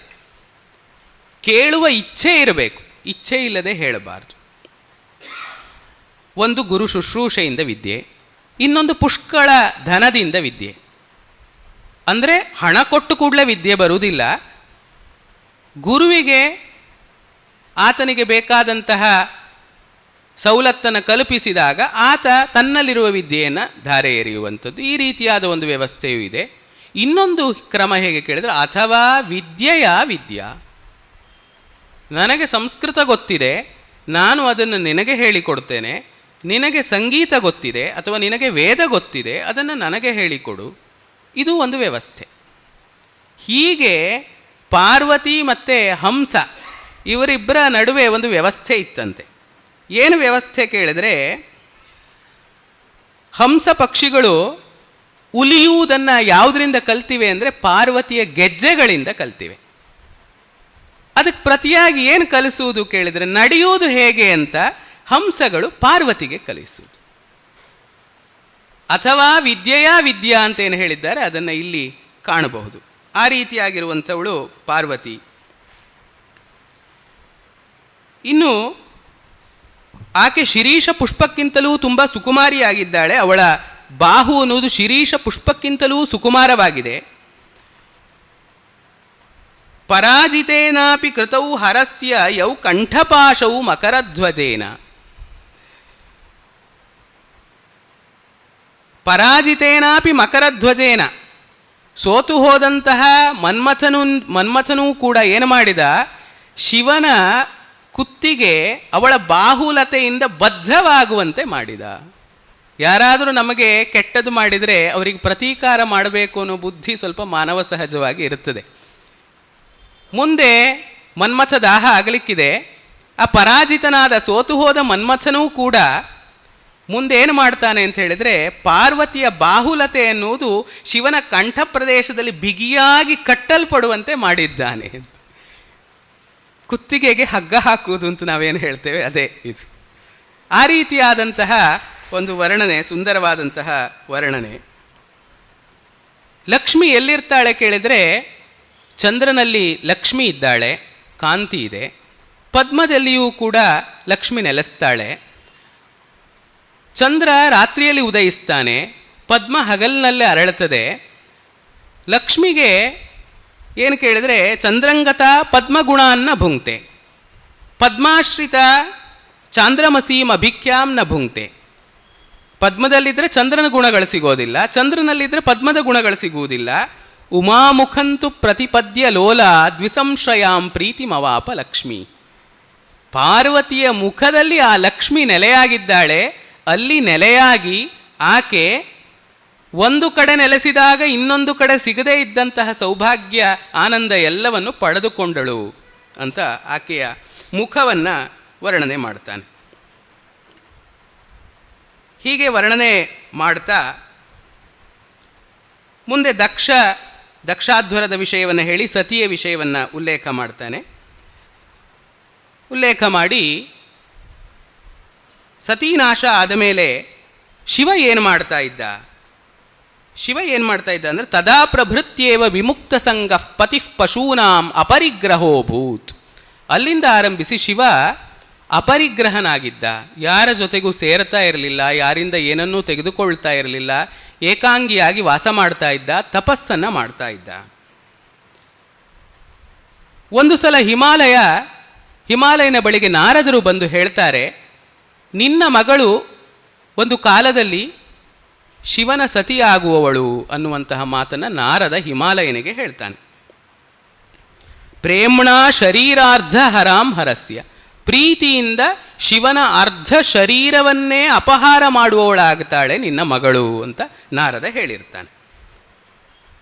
ಆದರೆ ಶಿವನನ್ನು ಕೇಳಲಿಕ್ಕೆ ಆಗುವುದಿಲ್ಲ ಹಿಮವಂತನಿಗೆ. ಯಾಕೆ ಅಂತ ಹೇಳಿದರೆ, ಅಯಾಚಿತಾರಂ ನಹಿ ದೇವದೇವ ಮದ್ರಿಸುತಾಂಗ್ರಾಹಯಿತು ಶಶಾಕ.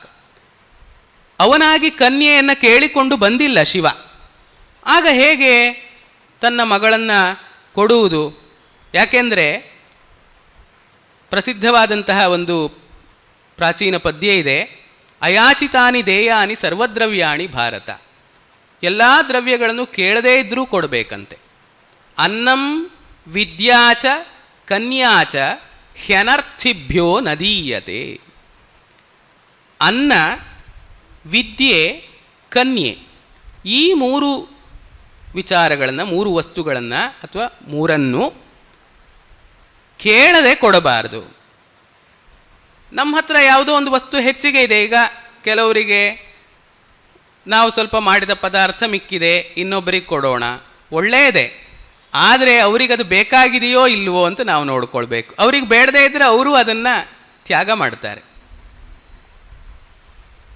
ಹಾಗಾಗಿ ಅನ್ನವನ್ನು ನಾವು ಕೇಳದಿದ್ದರೆ ಕೊಡಬಾರ್ದು. ವಿದ್ಯೆಯನ್ನು ಕೂಡ ಹಾಗೆ, ಅವರಾಗಿ ಆಸಕ್ತಿಯಿಂದ ಬಂದು ಕೇಳಿದರೆ ಮಾತ್ರ ವಿದ್ಯೆಯನ್ನು ಕೊಡಬೇಕೇ ಹೊರತು, ವಿದ್ಯೆಯನ್ನು ಉಪದೇಶ ಮಾಡ್ತೇನೆ ಅಂತ ಹೇಳಿ ನಾವು ಹೇಳುವ ಹಾಗಿಲ್ಲ. ಯಾಕೆಂದರೆ ಅದರಲ್ಲಿ ಅವರಿಗೆ ಆಸಕ್ತಿ ಇದೆಯೋ ಇಲ್ಲವೋ ಅನ್ನುವುದು ಗೊತ್ತಿರುವುದಿಲ್ಲ. ನಾಪೃಷ್ಟೇ ಕಸ್ಯಚಿತ್ ಬ್ರೂಯಾತ್ ಅಂತ ಮಾತಿದೆಯಲ್ಲ, ಸ್ಮೃತಿಯಲ್ಲೂ ಇದೆ, ಪ್ರಶ್ನ ಮಾರ್ಗಾದಿ ಗ್ರಂಥಗಳಲ್ಲೂ ಇದೆ. ಕೇಳದೇ ಇದ್ದರೆ ಹೇಳಬಾರದು, ಕೇಳಿದರೆ ಮಾತ್ರ, ಕೇಳಿದವನಿಗೆ ಮಾತ್ರ. ಯಾಕೆಂದರೆ ಅವನಿಗೆ ಅದರಲ್ಲಿ ಆಸ್ಥೆ ಇರ್ತದೆ, ಆದ್ದರಿಂದ ಕೇಳ್ತಾನೆ. ನಚ ಅನ್ಯಾಯೇನ ಪೃಚ್ಛತಃ, ಸುಮ್ಮನೆ ಅನ್ಯಾಯವಾಗಿ ಕೇಳ್ತಾ ಇದ್ದರೆ ಪರೀಕ್ಷೆ ಮಾಡುವ ದೃಷ್ಟಿಯಿಂದ, ಕುಹಕದಿಂದ ಪರೀಕ್ಷೆ, ಒಳ್ಳೆಯ ಭಾವದಿಂದ ಪರೀಕ್ಷೆ ಮಾಡುವುದು ಬೇರೆ. ಅಧ್ಯಾಪಕರು ವಿದ್ಯಾರ್ಥಿಗಳನ್ನು ಪರೀಕ್ಷೆ ಮಾಡ್ತಾರೆ, ಅದು ಕುಹಕದಿಂದ ಅಲ್ಲ. ಅಂತಹ ರೀತಿಯಲ್ಲಿ ಕೇಳಿದರೆ ಆಗುವುದಿಲ್ಲ. ಹಾಗಾದರೆ ವಿದ್ಯೆಯನ್ನು ಕೇಳಿದರೆ ಮಾತ್ರ ಕೊಡಬೇಕು. ಆಮೇಲೆ ಕನ್ಯಾ, ಆಕೆಯನ್ನು ಕೂಡ ಕೇಳಿದರೆ ಮಾತ್ರ ಕೊಡಬೇಕು. ಕೇಳಿದರೆ ಅವನಿಗೆ ಆಕೆಯ ಮೇಲೆ ನಿಜವಾದ ಪ್ರೀತಿ ಇರುವ ಸಾಧ್ಯತೆ ಇದೆ. ಸುಮ್ಮನೆ ನಾವೇ ಒಂದು ವಸ್ತುವನ್ನು ಕೊಡ್ತೇವೆ ಅಂತ ಹೇಳಿದಾಗ ತಗೊಳ್ಳೋರಿಗೆ ಅದರ ಮೇಲೆ ಪ್ರೀತಿ ಇದೆಯೋ ಇಲ್ವೋ ನಮಗೇನು ಗೊತ್ತಿದೆ. ಜಾತೇತಿ ಕನ್ಯಾ ಮಹತೀಹಿ ಚಿಂತಾ ಕಸ್ಮೈ ಪ್ರದೇಯೇತಿ ಮಹಾನ್ ವಿತರ್ಕ ದತ್ತಾ ಸುಖಂ ಜೀವತಿವಾನವೇತಿ ಕನ್ಯಾಪಿತೃತ್ವಂ ಖಲು ನಾಮ ಕಷ್ಟಂ ಅಂತ ಇನ್ನೊಬ್ಬ ಕವಿ ಹೇಳ್ತಾನಲ್ಲ ಹಾಗೆ. ಅದರಿಂದ ಅವರಾಗಿ ಕೇಳ್ಕೊಂಡು ಬರಲಿಲ್ಲ ಶಿವ, ತಾನು ಅದನ್ನು ಕೇಳಲಿಕ್ಕಾಗುವುದಿಲ್ಲ. ಕೇಳಬಹುದು, ಶಿವನನ್ನು ಕೇಳಲಿಕ್ಕೇನು, ಆದರೆ ಕೇಳಿದರೆ ಅವನು ಕೊಡದೇ ಇದ್ದರೆ ಅಭ್ಯರ್ಥನಾ ಭಂಗ ಭಯೇನ ಸಾಧು ಮಾಧ್ಯಸ್ಥ್ಯಮಿಷ್ಟೇಪಿ ಅವಲಂಬತೇರ್ಥೆ. ತಾನು ಕೇಳಿದರೂ ಆತ ಕೊಡುವುದಿಲ್ಲ, ಇಲ್ಲ ನಾನು ಮದುವೆ ಆಗುವುದಿಲ್ಲ ಅಂತ ಹೇಳಿಬಿಟ್ರೆ ಸ್ವಲ್ಪ ಅದು ಮುಖಭಂಗ ಆದ ಹಾಗೆ ಆಗ್ತದೆ, ಅದು ಚೆನ್ನಾಗಿರುವುದಿಲ್ಲ ಅಂತ ಅವನು ಕೇಳಲಿಲ್ಲ. ಶಿವ ತಪಸ್ ಮಾಡ್ತಾ ಇದ್ದಾನೆ, ಹಿಮಾದ್ರಿಯ ತಪ್ಪಲಿನಲ್ಲಿ ತಪಸ್ ಮಾಡ್ತಾ ಇದ್ದಾನೆ. ತಪಸ್ಸನ್ನು ವರ್ಣನೆ ಮಾಡ್ತಾ ಕಾಳಿದಾಸ ಒಂದು ಅದ್ಭುತವಾದಂತಹ ಮಾತನ್ನು ಹೇಳ್ತಾನೆ. ತತ್ರಾಗ್ನಿ ಮಾಧಾಯ ಸಮಿತ್ ಸಮಿದ್ಧಂ ಸ್ವಮೇವ ಮೂರ್ತ್ಯಂತರಂ ಅಷ್ಟಮೂರ್ತಿ ಸ್ವಯಂ ವಿಧಾತ ತಪಸಃ ಫಲಾನಾಂ ಕೇನಾಪಿ ಕಾಮೇನ ತಪಶ್ಚಚಾರ. ಶಿವನಿಗೆ ಅಷ್ಟಮೂರ್ತಿಗಳಿವೆ. ಪೃಥ್ವ್ಯಪ್ತೇಜೋ ವಾಯು ಆಕಾಶಗಳು, ಸೂರ್ಯ ಚಂದ್ರರು, ಯಜಮಾನ. ಇದು ಅಷ್ಟಮೂರ್ತಿರಹಿರ್ಬುಧ್ನ್ಯೋ ಮಹಾಕಾಲೋ ಮಹಾನಟಃ. ಅಷ್ಟಮೂರ್ತಿ, 8 ಮೂರ್ತಿಗಳು ಶಿವನಿಗೆ. 8 ಸ್ವರೂಪದಲ್ಲಿ ನಮ್ಮ ಕಣ್ಣೆದುರುಗಡೆ ಕಾಣಿಸಿಕೊಳ್ತಾನೆ ಶಿವ. ಅಂತಹ 8 ಮೂರ್ತಿಗಳಲ್ಲಿ ಒಂದು ಅಗ್ನಿ. ತತ್ರ ಅಗ್ನಿಮಾಧಾಯ ಸಮಿದ್ಧಂ, ಸಮಿಧೆಯಿಂದ ಚೆನ್ನಾಗಿ ಜ್ವಲಿಸುತ್ತಿರುವಂತಹ ಅಗ್ನಿಯನ್ನು ತಂದು ಸ್ವಮೇವ ಮೂರ್ತ್ಯಂತರಂ ಅಷ್ಟಮೂರ್ತಿ, ಅವನು ಅಷ್ಟಮೂರ್ತಿ, ತನ್ನದೇ ಮೂರ್ತ್ಯಂತರವಾದಂತಹ ಅಗ್ನಿಯನ್ನು ಅವನು ಉಪಾಸನೆ ಮಾಡ್ತಾ ಇದ್ದಾನೆ. ಯಾಕೆ ಉಪಾಸನೆ ಮಾಡ್ತಾ ಇದ್ದಾನೆ? ಕವಿ ಯಾವಾಗ ಮಾತಾಡಬೇಕು, ಯಾವಾಗ ಮೌನಿಯಾಗಿರಬೇಕು ಅನ್ನೋದನ್ನು ಚೆನ್ನಾಗಿ ತಿಳಿದಿರಬೇಕು. ಎಲ್ಲ ಕವಿಯಾದವನಿಗೆ ಮಾತೇ ಮುಖ್ಯ, ಮಾತೇ ಬಂಡವಾಳ. ಹಾಗಂತ ಎಲ್ಲವನ್ನೂ ವರ್ಣನೆ ಮಾಡಲಿಕ್ಕಾಗುವುದಿಲ್ಲ. ಎಲ್ಲಿ ವರ್ಣನೆ ಮಾಡುವಾಗ ಮೌನವಾಗಿರಬೇಕು ಅನ್ನೋದು ಕವಿಯ ಮುಖ್ಯವಾದ, ಯೋಗ್ಯನಾದ ಕವಿಯ ಲಕ್ಷಣ. ಅವನು ಯಾಕೆ ತಪಸ್ ಮಾಡ್ತಾ ಇದ್ದಾನೆ? ಕಾಳಿದಾಸ ಹೇಳುವುದಿಲ್ಲ. ಸ್ವಯಂ ವಿಧಾತ ತಪಸಃ ಫಲಾನಾಂ, ತಪಸ್ಸಿಗೆಲ್ಲ ಫಲ ಕೊಡುವವನು ಶಿವ. ಅವನು ಯಾಕೆ ತಪಸ್ ಮಾಡ್ತಾ ಇದ್ದಾನೆ ಗೊತ್ತಿಲ್ಲ. ನಮಗೆ ನಮ್ಮ ಭೌತಿಕವಾದಂತಹ ಇಂದ್ರಿಯಗಳಿಗಾಗಲಿ ಮನಸ್ಸಿಗಾಗಲಿ ಇವುಗಳಿಗೆ ಅದನ್ನು ತೀರ್ಮಾನಿಸುವಂತಹ ಶಕ್ತಿ ಇಲ್ಲ. ಭಗವಂತನ ಕಡೆಗೆ ಅಲ್ಲಿಯವರೆಗೆ ಹೋಗ್ತಾವಂತೆ ಮಾತುಗಳು, ಹೋಗಿ ವಾಪಸ್ ಬರ್ತಾವೆ ಅಂತ ಉಪನಿಷತ್ತು ಹೇಳ್ತದಲ್ಲ, ಅದೇ ರೀತಿ. ಹಾಗಾದರೆ ಅವನ ಯಾಕಾಗಿ ಅವನು ತಪಸ್ ಮಾಡ್ತಾ ಇದ್ದಾನೆ ನಮಗೆ ಗೊತ್ತಿಲ್ಲ. ಸ್ವಯಂ ವಿಧಾತ ತಪಸಃ ಫಲಾನ ಕೇನಾಪಿ ಕಾಮೇನ ತಪಶ್ಚಚಾರ. ಕೇನಾಪಿ, ಯಾವುದೋ ಒಂದು ಕಾಮನೆಯಿಂದ ತಪಸ್ ಮಾಡ್ತಾ ಇದ್ದಾನೆ. ಭವಭೂತಿಯು ಇದೇ ರೀತಿ ಒಂದು ಸ್ಥಳ ಇದೆ, ಭವಭೂತಿಯ ಉತ್ತರ ರಾಮಚರಿತದಲ್ಲೂ ಕೂಡ. ಸೀತಾರಾಮರು ಮದುವೆಯನ್ನಾಗಿದ್ದಾರೆ. ಮದುವೆ ಆದಮೇಲೆ ಅವರು ಬೇಂದ್ರೆಯವರು ಹೇಳುವ ಹಾಗೆ ಗಲ್ಲಕ್ಕೆ ಗಲ್ಲ ಹಚ್ಚಿ ಮಾತಾಡ್ತಾ ಇದ್ದಾರೆ. ಏನು ಮಾತಾಡ್ತಾ ಇದ್ದಾರೆ ಅಂತ ಕೇಳಿದ್ರೆ, ಕಿಮಪಿ ಕಿಮಪಿ, ಏನೇನೋ ಮಾತಾಡ್ತಾ ಇದ್ದಾರೆ. ಏನು ಏನು ಅಂತ ಹೇಳುವುದಿಲ್ಲ. ಅದು ನಮ್ಮ ಕಲ್ಪನೆಗೆ, ನಮ್ಮ ಸಂಸ್ಕಾರಕ್ಕೆ, ನಮ್ಮ ಹಿನ್ನೆಲೆಗೆ ಬಿಟ್ಟಂತಹ ವಿಚಾರ. ಕವಿ ಅದನ್ನು ಆಡಿದರೆ ಅಷ್ಟು ಮಾತ್ರ ಆಗ್ತದೆ. ಅದು ಏನು ಏನು ಏನೋ ಅಂತ ಹೇಳಿದರೆ, ಕಿಮಪಿ ಕಿಮಪಿ ಅಂತ ಹೇಳಿದರೆ ಇರುವ ಸ್ವಾರಸ್ಯ ಅದನ್ನು ವಾಚ್ಯ ಮಾಡಿಬಿಟ್ರೆ ಇರುವುದಿಲ್ಲ. ವ್ಯಂಗ್ಯ ವಾಚ್ಯಗಳ ನಡುವೆ ಇರುವಂತಹ ವ್ಯತ್ಯಾಸ ಇಷ್ಟೇ. ವಾಚ್ಯವಾಗಿ ಹೇಳಿದರೆ ಅದರಲ್ಲಿ ಸ್ವಾರಸ್ಯ ಕಡಿಮೆ, ವ್ಯಂಗ್ಯವಾಗಿ ಹೇಳಿದರೆ ಅದು ಸ್ವಾರಸ್ಯಕಾರಿಯಾಗಿರ್ತದೆ. ಹೀಗೆ ತಪಸ್ಸು ಮಾಡ್ತಾ ಇದ್ದಾನೆ. ತಪಸ್ಸು ಮಾಡ್ತಾ ಇರುವಂತಹ ಆತನ ಪರಿಚರ್ಯೆಗೋಸ್ಕರ ತನ್ನ ಮಗಳನ್ನು ಹಿಮವಂತ ಕಳುಹಿಸಿದ್ದಾನೆ. ಯಾಕೆಂದರೆ ನಾರದ ಒಂದು ಮಾತನ್ನು ಹೇಳಿದ್ದಾನೆ, ಏನಾದರೂ ಒಳಿತಾದರೆ ಆಗಲಿ ಎನ್ನುವ ದೃಷ್ಟಿಯಿಂದ ತನ್ನ ಮಗಳನ್ನು ಕಳುಹಿಸಿದ್ದಾನೆ. ಸಖಿ ಸಮೇತಳಾಗಿ ಅವಳು ಅಲ್ಲಿ ಬಂದು ಸೇವೆ ಮಾಡ್ತಾ ಇದ್ದಾಳೆ. ಅವಳು ವಸ್ತುತಃ ಸಮಾಧಿಗೆ, ತಪಸ್ಸಿಗೆ ಪ್ರತ್ಯರ್ಥಿನಿಯಾದವಳು. ತಪಸ್ಸಿಗೆ ಅಡ್ಡಿಯಾಗುವವಳು, ಯಾಕೆಂದರೆ ಆಕೆ ಸ್ತ್ರೀ. ಹಾಗಾದರೆ ಶಿವ ಒಪ್ಪಿದನ ಪರಿಚರ್ಯೆಗೆ, ಆಕೆಯಿಂದ ಪರಿಚರ್ಯೆಗೆ ಒಳಗಾಗಲಿಕ್ಕೆ ಶಿವ ಒಪ್ಪಿದನೆ ಅಂತ ಕೇಳಿದರೆ, ಗಿರೀಶಃ ಅನುಮೇನೆ, ಅವನು ಒಪ್ಪಿದ. ಯಾಕೆ? ವಿಕಾರಹೇತವು ಸತಿ ವಿಕ್ರಿಯಂತೆ ಯೇಷಾಂ ನ ಚೇತಾಂಸಿ ತ ಏವ ಧೀರಾ. ವಿಕಾರಕ್ಕೆ ಕಾರಣಗಳಿದ್ದಾಗಲೂ ಕೂಡ ಯಾರ ಮನಸ್ಸು ವಿಕಾರವನ್ನು ಹೊಂದುವುದಿಲ್ಲವೋ ಅವರೇ ಧೀರರು. ನಾವು ಧೈರ್ಯ ಅನ್ನುವ ಶಬ್ದವನ್ನು ಬಳಸ್ತೇವೆ. ಧೀರಾಣಾಂ ಭಾವ ಧೈರ್ಯಂ. ಧೈರ್ಯ ಅನ್ನೋದನ್ನು ನಾವು ಸಾಧಾರಣವಾಗಿ ಒಂದು ಹುಲಿಯನ್ನು ನೋಡಿದರೆ ಹೆದರದೇ ಇದ್ದರೆ ಭಾರಿ ಧೈರ್ಯ ಇದೆ ಇವನಿಗೆ ಅಂತ ಹೇಳ್ತೇವೆ. ವಸ್ತುತಃ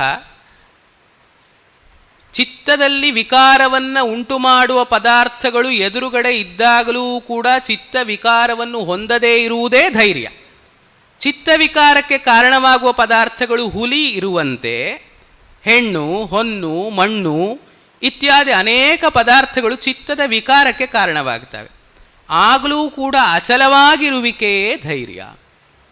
ಅಂತಹ ಅಚಲವಾಗಿರುವಿಕೆ ಎನ್ನುವುದು ಶಿವನಲ್ಲಿ ಇದೆ.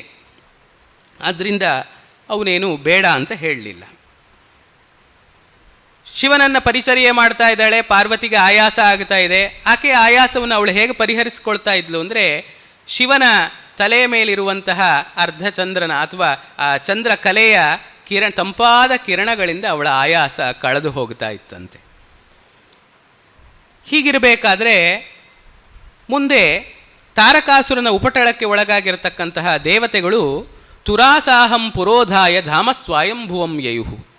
ಬ್ರಹ್ಮನಿದ್ದಲ್ಲಿಗೆ ಇಂದ್ರನೇ ಮೊದಲಾದ ದೇವತೆಗಳು, ಇಂದ್ರನನ್ನು ಮುಂದಿಟ್ಟುಕೊಂಡು ದೇವತೆಗಳೆಲ್ಲ ಬರ್ತಾರೆ. ಬಂದಾಗ ಒಂದು ಶ್ಲೋಕ ಇದೆ, ತೇಷಾಂ ಆವಿರಭೂತ್ ಬ್ರಹ್ಮ ಪರಿಮ್ಲಾನ ಮುಖಶ್ರಿಯಾಂ ಸರಸಾಂ ಸುಪ್ತಪದ್ಮಾನಾಂ ಪ್ರಾತರ್ದೀಧಿತಿಮಾನಿವ. ಕಾವ್ಯವನ್ನು ನಾವು ಒಂದು ರೀತಿ ಅದನ್ನು ಹೇಗೆ ಪಿಕ್ಚರೈಸ್ ಮಾಡಿಕೊಳ್ಳೋದು ಅಂತ ಹೇಳ್ತೇವಲ್ಲ, ಒಂದು ಕಣ್ಣನ್ನು ಮುಚ್ಚಿ ಆ ದೃಶ್ಯವನ್ನು ನಮ್ಮ ಕಣ್ಣೆದುರುಗಡೆ ತಂದುಕೊಳ್ಳುವುದು. ದೃಶ್ಯ ಕಾವ್ಯದಲ್ಲಿ ಎಲ್ಲವೂ ಇಲ್ಲಿ ಅಭಿನಯ ನಡೀತಾ ಇರ್ತದೆ, ನಾವು ಅದನ್ನು ಆಸ್ವಾದ ಮಾಡ್ತಾ ಇರ್ತೇವೆ. ಶ್ರವ್ಯ ಕಾವ್ಯದಲ್ಲಿ ನಾವು ಅದನ್ನು ಕಲ್ಪಿಸಿ ಆಸ್ವಾದ ಮಾಡುವ ಇನ್ನೊಂದು ಸ್ವಾರಸ್ಯ ಅಡಗಿದೆ. ನಾವೇ ಕಲ್ಪಿಸಿಕೊಳ್ಳುವುದು ಅದನ್ನು, ಇದರ ಕಲ್ಪನೆಯನ್ನು ನಾವು ಮನಸ್ಸಿನಲ್ಲಿ ತಂದುಕೊಳ್ಬೇಕು. ತೇಷಾಂ ಆವಿರಭೂತ್ ಬ್ರಹ್ಮ, ಬ್ರಹ್ಮ ಆವಿರ್ಭವಿಸಿದ ಚತುರ್ಮುಖ ಬ್ರಹ್ಮ. ಪರಿಮ್ಲಾನ ಮುಖಶ್ರಿಯಾಂ, ಮುಖದ ಕಾಂತಿ ಕಂದಿ ಹೋಗಿದೆ, ಅವರೆಲ್ಲ ಕುಂದಿದ್ದಾರೆ. ಸರಸಾಂ ಅವನು ಆಗ ಬ್ರಹ್ಮ ಆವಿರ್ಭವಿಸಿದ ಅಂತೆ. ಹೇಗೆ? ಸರಸಾಂ ಸುಪ್ತ ಪದ್ಮಾನಾಂ ಪ್ರಾತರ್ ದೀಧಿತಿಮಾನಿವ. ಮಲಗಿರುವ ಕಮಲಗಳನ್ನುಳ್ಳ ಕೊಳದ ಎದುರುಗಡೆ ಸೂರ್ಯ ಉದಯಿಸಿದಂತೆ, ಬೆಳಗಿನಲ್ಲಿ ಸೂರ್ಯ ಉದಯಿಸಿದಂತೆ ಉದಯಿಸಿದ. ಯಾಕೆಂದರೆ ಏನೋ ಒಂದು ಆಶೆ ಇದೆ ಅವರಿಗೆ, ಬ್ರಹ್ಮನ ಹತ್ರ ಹೋದರೆ ಇದು ಸರಿಯಾದೀತು, ತಾರಕಾಸುರನಿಂದ ಆಗ್ತಾ ಇರುವಂತಹ ಉಪಟಳಕ್ಕೆ ಉಪಶಾಂತಿ ದೊರಕೀತು ಅನ್ನುವಂತಹ ಒಂದು ಆಸೆ ಅವರಿಗೆ ಇದೆ. ಆಗ ಅವನು ಆವಿರ್ಭವಿಸಿದಾಗ ಇವರ ಮುಖ ಹೇಗೆ ಅರಳಿರಬಹುದು ಅನ್ನೋದನ್ನು ಒಂದು ಅಲಂಕಾರದಿಂದಲೇ ಎಷ್ಟು ಚೆನ್ನಾಗಿ ಹೇಳಿದ್ದಾನೆ. ಸರಸಾಂ ಸುಪ್ತ ಪದ್ಮಾನಾಂ ಪ್ರಾತರ್ದೀಧಿತಿಮಾನಿವ ತೇಷಾಂ ಆವಿರಭೂತ್ ಬ್ರಹ್ಮ. ಅವರ ಎದುರುಗಡೆ ಬ್ರಹ್ಮ ಆವಿರ್ಭವಿಸಿದ. ಆಮೇಲೆ ಎಲ್ಲ ದೇವತೆಗಳು ಕೂಡ ಬ್ರಹ್ಮನನ್ನು ಸ್ತೋತ್ರ ಮಾಡ್ತಾರೆ. ಸ್ತೋತ್ರ ಮಾಡಿ ಉಭಯ ಕುಶಲೋಪರಿಯನ್ನು ಮಾಡುವಾಗ ಒಬ್ಬರೊಬ್ಬರನ್ನೇ ನೋಡ್ತಾನೆ ಬ್ರಹ್ಮ. ಒಬ್ಬರೊಬ್ಬರ ಪರಿಸ್ಥಿತಿ ನೋಡಿದರೆ ಅಷ್ಟ ದಿಕ್ಪಾಲಕರಿರಬಹುದು, ದೇವತೆಗಳಿರಬಹುದು, ಅವರು ಯಾವುದೇ ಕಳೆ ಇಲ್ಲ, ನಿಸ್ತೇಜಸ್ಕರಾಗಿದ್ದಾರೆ. ಯಾಕೆ ಈ ರೀತಿಯಾದಂತಹ ದುಸ್ಥಿತಿ ಬಂದಿದೆ? ಇದು ಪ್ರಧಾನ ಮಲ್ಲ ನಿಬರ್ಹಣ ನ್ಯಾಯ ಅಂತ ಹೇಳ್ತಾರೆ. ಪ್ರಧಾನನಾದಂತಹ ಮಲ್ಲನನ್ನೇ ಮಣಿಸಿದ್ದಾನೆ ಇವನು ಅಂತ ಹೇಳಿದರೆ ಇವನು ಎಷ್ಟು ದೊಡ್ಡವನಿರಬಹುದು. ಹಾಗೆ ಕಾವ್ಯಗಳಲ್ಲಿ ರಾಕ್ಷಸರನ್ನು ಸ್ವಲ್ಪ ವೈಭವೀಕರಣ ಮಾಡಿ ಹೇಳ್ತಾರೆ, ಅವರ ವರ್ಣನೆ ಮಾಡ್ತಾರೆ. ಚಂಪು ರಾಮಾಯಣದಲ್ಲಿ ರಾವಣನ ವರ್ಣನೆಯನ್ನು ಮಾಡ್ತಾರೆ, ಇದರಲ್ಲಿ ತಾರಕಾಸುರನ ವರ್ಣನೆಯನ್ನು ಮಾಡ್ತಾರೆ. ಯಾಕೆ ಅಂತ ಹೇಳಿದರೆ ಅಂಥವರನ್ನು ಇಂಥವನು ಮಟ್ಟ ಹಾಕಿದ್ದಾನೆ ಅಂದರೆ ಇವನ ಶಕ್ತಿ ಎಂಥದ್ದಿರಬಹುದು ಅನ್ನೋದು ಅಲ್ಲಿ ವ್ಯಂಗ್ಯವಾಗಿ ತೋರಿ ಬರುವುದಕ್ಕೋಸ್ಕರ. ವರುಣ ಕೈಯಲ್ಲಿ ಪಾಶವನ್ನು ಹಿಡಿದುಕೊಂಡಿದ್ದಾನೆ. ಅದು ಹೇಗೆ ಹಿಡ್ಕೊಂಡಿದ್ದಾನೆ ಅಂದರೆ ಮಂತ್ರೇಣ ಹತವೀರ್ಯಸ್ಯ ಫಣಿನೋ ದೈನ್ಯಮಾಶ್ರಿತ. ಮಂತ್ರದ ಪ್ರಭಾವದಿಂದಾಗಿ ತನ್ನ ವೀರ್ಯ, ತನ್ನ ಶಕ್ತಿಯನ್ನು ಕಳೆದುಕೊಂಡಿರತಕ್ಕಂತಹ ಹಾವನ್ನು ಹಿಡ್ಕೊಂಡ ಹಾಗೆ ಹಗ್ಗವನ್ನು ಹಿಡ್ಕೊಂಡಿದ್ದಾನೆ ವರುಣ. ಇದೇನು ಈ ರೀತಿ ಸ್ಥಿತಿ ಬಂದಿದೆ ಅಂತ ಒಬ್ಬರೊಬ್ಬರು ದೇವತೆಗಳನ್ನು ಸಂಬೋಧಿಸಿ ಕೇಳ್ತಾನೆ. ಕೇಳಿ ಆದ ಮೇಲೆ ಅದಕ್ಕೆ ಕಾರಣವನ್ನು ಹೇಳಬೇಕಲ್ಲ. ನೋಡಲಿಕ್ಕೆ ಇಂದ್ರನಿಗೆ 1000 ಕಣ್ಣುಗಳಿರಬಹುದು, ಒಳ್ಳೆಯ ರೀತಿಯಲ್ಲಿ ಅದನ್ನು ನಿವೇದಿಸಿಕೊಂಡ್ರೆ ಇನ್ನೊಬ್ಬರ ಹತ್ರ ಕೆಲಸ ಆಗುವುದು. ನಮ್ಮ ಮನಸ್ಸಿನಲ್ಲಿ ಎಷ್ಟು ಸಮಸ್ಯೆಗಳು ಇರಬಹುದು, ಆದರೆ ಅದನ್ನು ಹೇಳುವ ರೀತಿಯಲ್ಲಿ ಹೇಳಿದಾಗ ಅದು ಕಾರ್ಯಸಿದ್ಧಿಯಾಗುವ ಸಾಧ್ಯತೆ ಇದೆ. ಅಂತಹ ಶಕ್ತಿ ಇರುವುದು ಬೃಹಸ್ಪತಿಗೆ, ವಾಚಸ್ಪತಿ ಅವನು, ಅವನಿಗೆ ಆ ಶಕ್ತಿ ಇದೆ. ಕಾಳಿದಾಸ ಅಲ್ಲೊಂದು ಪದ್ಯ ಹೇಳ್ತಾನೆ, ಸದ್ವಿನೇತ್ರಂ ಹರೇಶ್ಚಕ್ಷು ಸಹಸ್ರ ನಯನಾಧಿಕಂ. ಹರಿಗೆ ತನ್ನ 1000 ಕಣ್ಣುಗಳಿಗೂ ಕಣ್ಣಾಗಿರುವವನು ಯಾರು ಕೇಳಿದರೆ ವಾಚಸ್ಪತಿ. ಅವನನ್ನು ನೋದಯಾಮಾಸ, ಪ್ರೇರಿಸಿದ, ಸ್ವಲ್ಪ ಹೇಳಪ್ಪ ನಮ್ಮ ಸಮಸ್ಯೆ ಏನು ಅನ್ನೋದನ್ನು ಹೇಳುವಂಥ ದೇವಗುರುವಾದಂತಹ ಬೃಹಸ್ಪತಿಗೆ ಪ್ರೇರಣೆ ನೀಡಿದ. ಅವನು ಪುನಃ ಆಗ್ತಾ ಇರುವಂತಹ ತೊಂದರೆಯನ್ನು ಎಲ್ಲವನ್ನು ಹೇಳ್ತಾನೆ. ನಿನ್ನಿಂದ ವರವನ್ನು ಪಡೆದಂತಹ ತಾರಕಾಸುರ ಲೋಕಕ್ಕೆ ಉಪಪ್ಲವ ಉಂಟು ಮಾಡ್ತಾ ಇದ್ದಾನೆ, ಕಂಟಕನಾಗಿದ್ದಾನೆ, ಅವನು ಧೂಮಕೇತುವಿನಂತೆ ಅಂತ ಹೇಳ್ತಾನೆ. ಮತ್ತೆ ಬೇರೆ ಬೇರೆ ದೇವತೆಗಳಿಗಾಗಿರುವ ತೊಂದರೆಯನ್ನು ಕೂಡ ಹೇಳ್ತಾನೆ. ಎಷ್ಟು ಬಿಸಿಲನ್ನು ಸೂರ್ಯ ಬೀಳಿಸ್ತಾ ಇದ್ದಾನೆ ಅಂತ ಹೇಳಿದರೆ, ತಾರಕಾಸುರನ ಉದ್ಯಾನವನದಲ್ಲಿರುವಂತಹ ಕಮಲಗಳು ಅರಳಿ ಬಾಡದೇ ಇರುವಷ್ಟು, ಚೆನ್ನಾಗಿ ಅರಳುವಷ್ಟು ಬಿಸಿಲನ್ನು ಮಾತ್ರ ಬೀಳಿಸ್ತಾ ಇದ್ದಾನೆ. ಹೀಗೆಲ್ಲ ಆಗಿದೆ ಅಂತ ಹೇಳ್ತಾನೆ.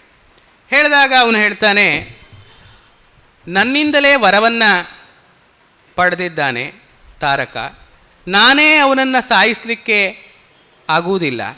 ವಿಷವೃಕ್ಷೋಪಿ ಸಂವರ್ಧ್ಯ ಸ್ವಯಂ ಛೇತ್ತು ಅಸಾಂಪ್ರತಂ. ವಿಷದ ಮರವೇ ಇರಬಹುದು, ಆದರೆ ನಾನೇ ಬೆಳೆಸಿ ನಾನೇ ಅದನ್ನು ಸಾಯಿಸುವುದು ಸರಿಯಾಗುವುದಿಲ್ಲ. ಇದಕ್ಕೆ ಏನು ಮಾಡಬೇಕು ನೀವು ಕೇಳಿದರೆ, ನಿಮ್ಮ ದೇವಸೇನೆಗೆ ಒಬ್ಬ ನಾಯಕ ಬೇಕು. ಆ ನಾಯಕ ಯಾರಿಂದ ಅಂತಹ ನಾಯಕನ ಪ್ರಾಪ್ತಿ ಆಗಬಹುದು ಅಂತ ಕೇಳಿದರೆ, ಶಿವ ತಪಸ್ ಮಾಡ್ತಾ ಇದ್ದಾನೆ, ಪಾರ್ವತಿ ಶಿವನ ಪರಿಚರ್ಯೆಗೋಸ್ಕರ ಇದ್ದಾಳೆ. ಆ ಪಾರ್ವತಿಯ ವಿಷಯದಲ್ಲಿ ಶಿವನ ಮನಸ್ಸು ಆಕೃಷ್ಟವಾಗುವಂತೆ ಮಾಡಬೇಕು. ಏನು ಮಾಡ್ತೀರೋ ಗೊತ್ತಿಲ್ಲ, ಕೆಲಸ ಇದು ಆಗಬೇಕಾದದ್ದು. ಈ ಕೆಲಸವನ್ನು ನೀವು ಮಾಡಿದರೆ ಮುಂದೆ ಉಂಟಾಗುವಂತಹ ಸಂತತಿಯಿಂದಾಗಿ ಆ ಸಂತತಿಯೇ ದೇವಸೇನಾಪತಿಯಾದರೆ ಆಗ ತಾರಕಾಸುರನ ತೊಂದರೆ ಇಲ್ಲವಾಗುತ್ತದೆ ಅಂತ ಬ್ರಹ್ಮ ಹೇಳ್ತಾನೆ. ಅದರಂತೆ ಇಂತಹ ಕೆಲಸವನ್ನು ಮಾಡುವ ಸಾಮರ್ಥ್ಯ ಇರುವುದು ಯಾರಿಗೆ ಅಂತ ಕೇಳಿದರೆ ಅದು ಮನ್ಮಥನಿಗೆ ಮಾತ್ರ. ಅಂತಹ ಮನ್ಮಥನನ್ನು ನೆನೆಯುತ್ತಾನೆ. ನೆನೆದ ಕೂಡಲೇ, ಸ್ಮರಿಸಿದ ಕೂಡಲೇ ಸ್ಮರ ಅವನ ಎದುರುಗಡೆ ಬರ್ತಾನೆ, ಇಂದ್ರನ ಎದುರುಗಡೆ ಬರ್ತಾನೆ. ಶತಮಖಮುಪತಸ್ಥೆ ಪ್ರಾಂಜಲಿ ಪುಷ್ಪಧನ್ವ. ಕೈ ಮುಗಿದುಕೊಂಡು ಇಂದ್ರನ ಎದುರುಗಡೆ ಬಂದು ನಿಂತಿದ್ದಾನೆ. ಎಲ್ಲ ದೇವತೆಗಳನ್ನು ಬಿಟ್ಟು ಇಂದ್ರನ ಕಣ್ಣು, 1000 ಕಣ್ಣುಗಳು ಈಗ ಮನ್ಮಥನನ್ನು ನೋಡ್ತಾ ಇವೆ. ಪ್ರಯೋಜನಾಪೇಕ್ಷಿತೆಯ ಪ್ರಭೂಣಾಂ ಪ್ರಾಯಶ್ಚಲಂ ಗೌರವಮಾಶ್ರಿತೇಷು. ಹಲವಾರು ಜನ ಕೆಲಸಕ್ಕೆ ಬೇಕಾದವರು ಇರಬಹುದು, ಆದರೆ ಪ್ರಭುವಾದವನು ಯಾರನ್ನು ನೋಡ್ತಾನೆ ಅಂದರೆ ತನ್ನ ಪ್ರಯೋಜನ ಏನು, ಯಾರಿಂದ ಆ ಪ್ರಯೋಜನ ಸಿದ್ಧಿ ಆಗ್ತದೆ ಆಗ ಅವರ ಕಡೆ ನೋಡ್ತಾನೆ. ಹಾಗೆ ಇಲ್ಲಿ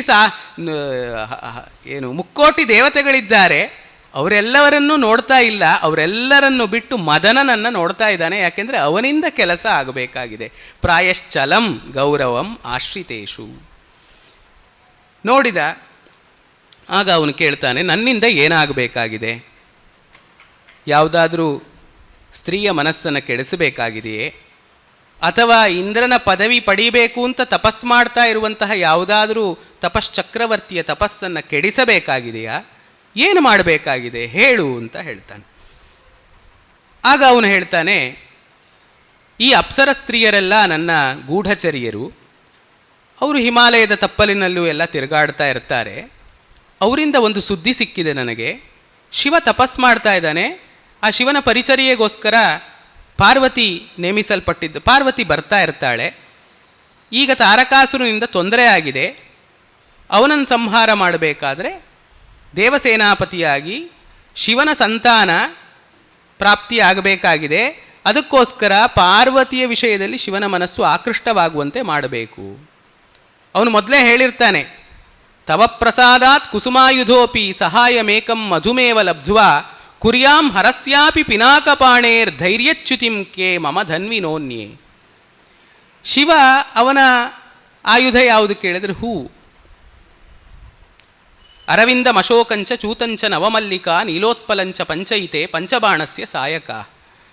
ಒಬ್ಬ ಕವಿ ಹೇಳ್ತಾನೆ, ಏನದು ಒಂದು ಪದ್ಯ ಇದೆ, ಎಲ್ಲ ಪದ್ಯಗಳ ಕೊನೆಯ ಸಾಲು ಒಂದೇ ರೀತಿಯಾಗಿ ಬರ್ತದೆ, ಕಾರಣ ಸಾಮಗ್ರಿ ಎಷ್ಟಿದ್ರಿ ಏನು ಅಂತ.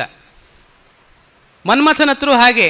ಏನು ಕೇಳಿದರೆ ಅವನ ಹತ್ರ ಬಿಲ್ಲು ಯಾವುದು ಕೇಳಿದರೆ ಅವನು ಪುಷ್ಪಧನ್ವ, ಹೂವಿನದ್ದೇ ಬಿಲ್ಲು.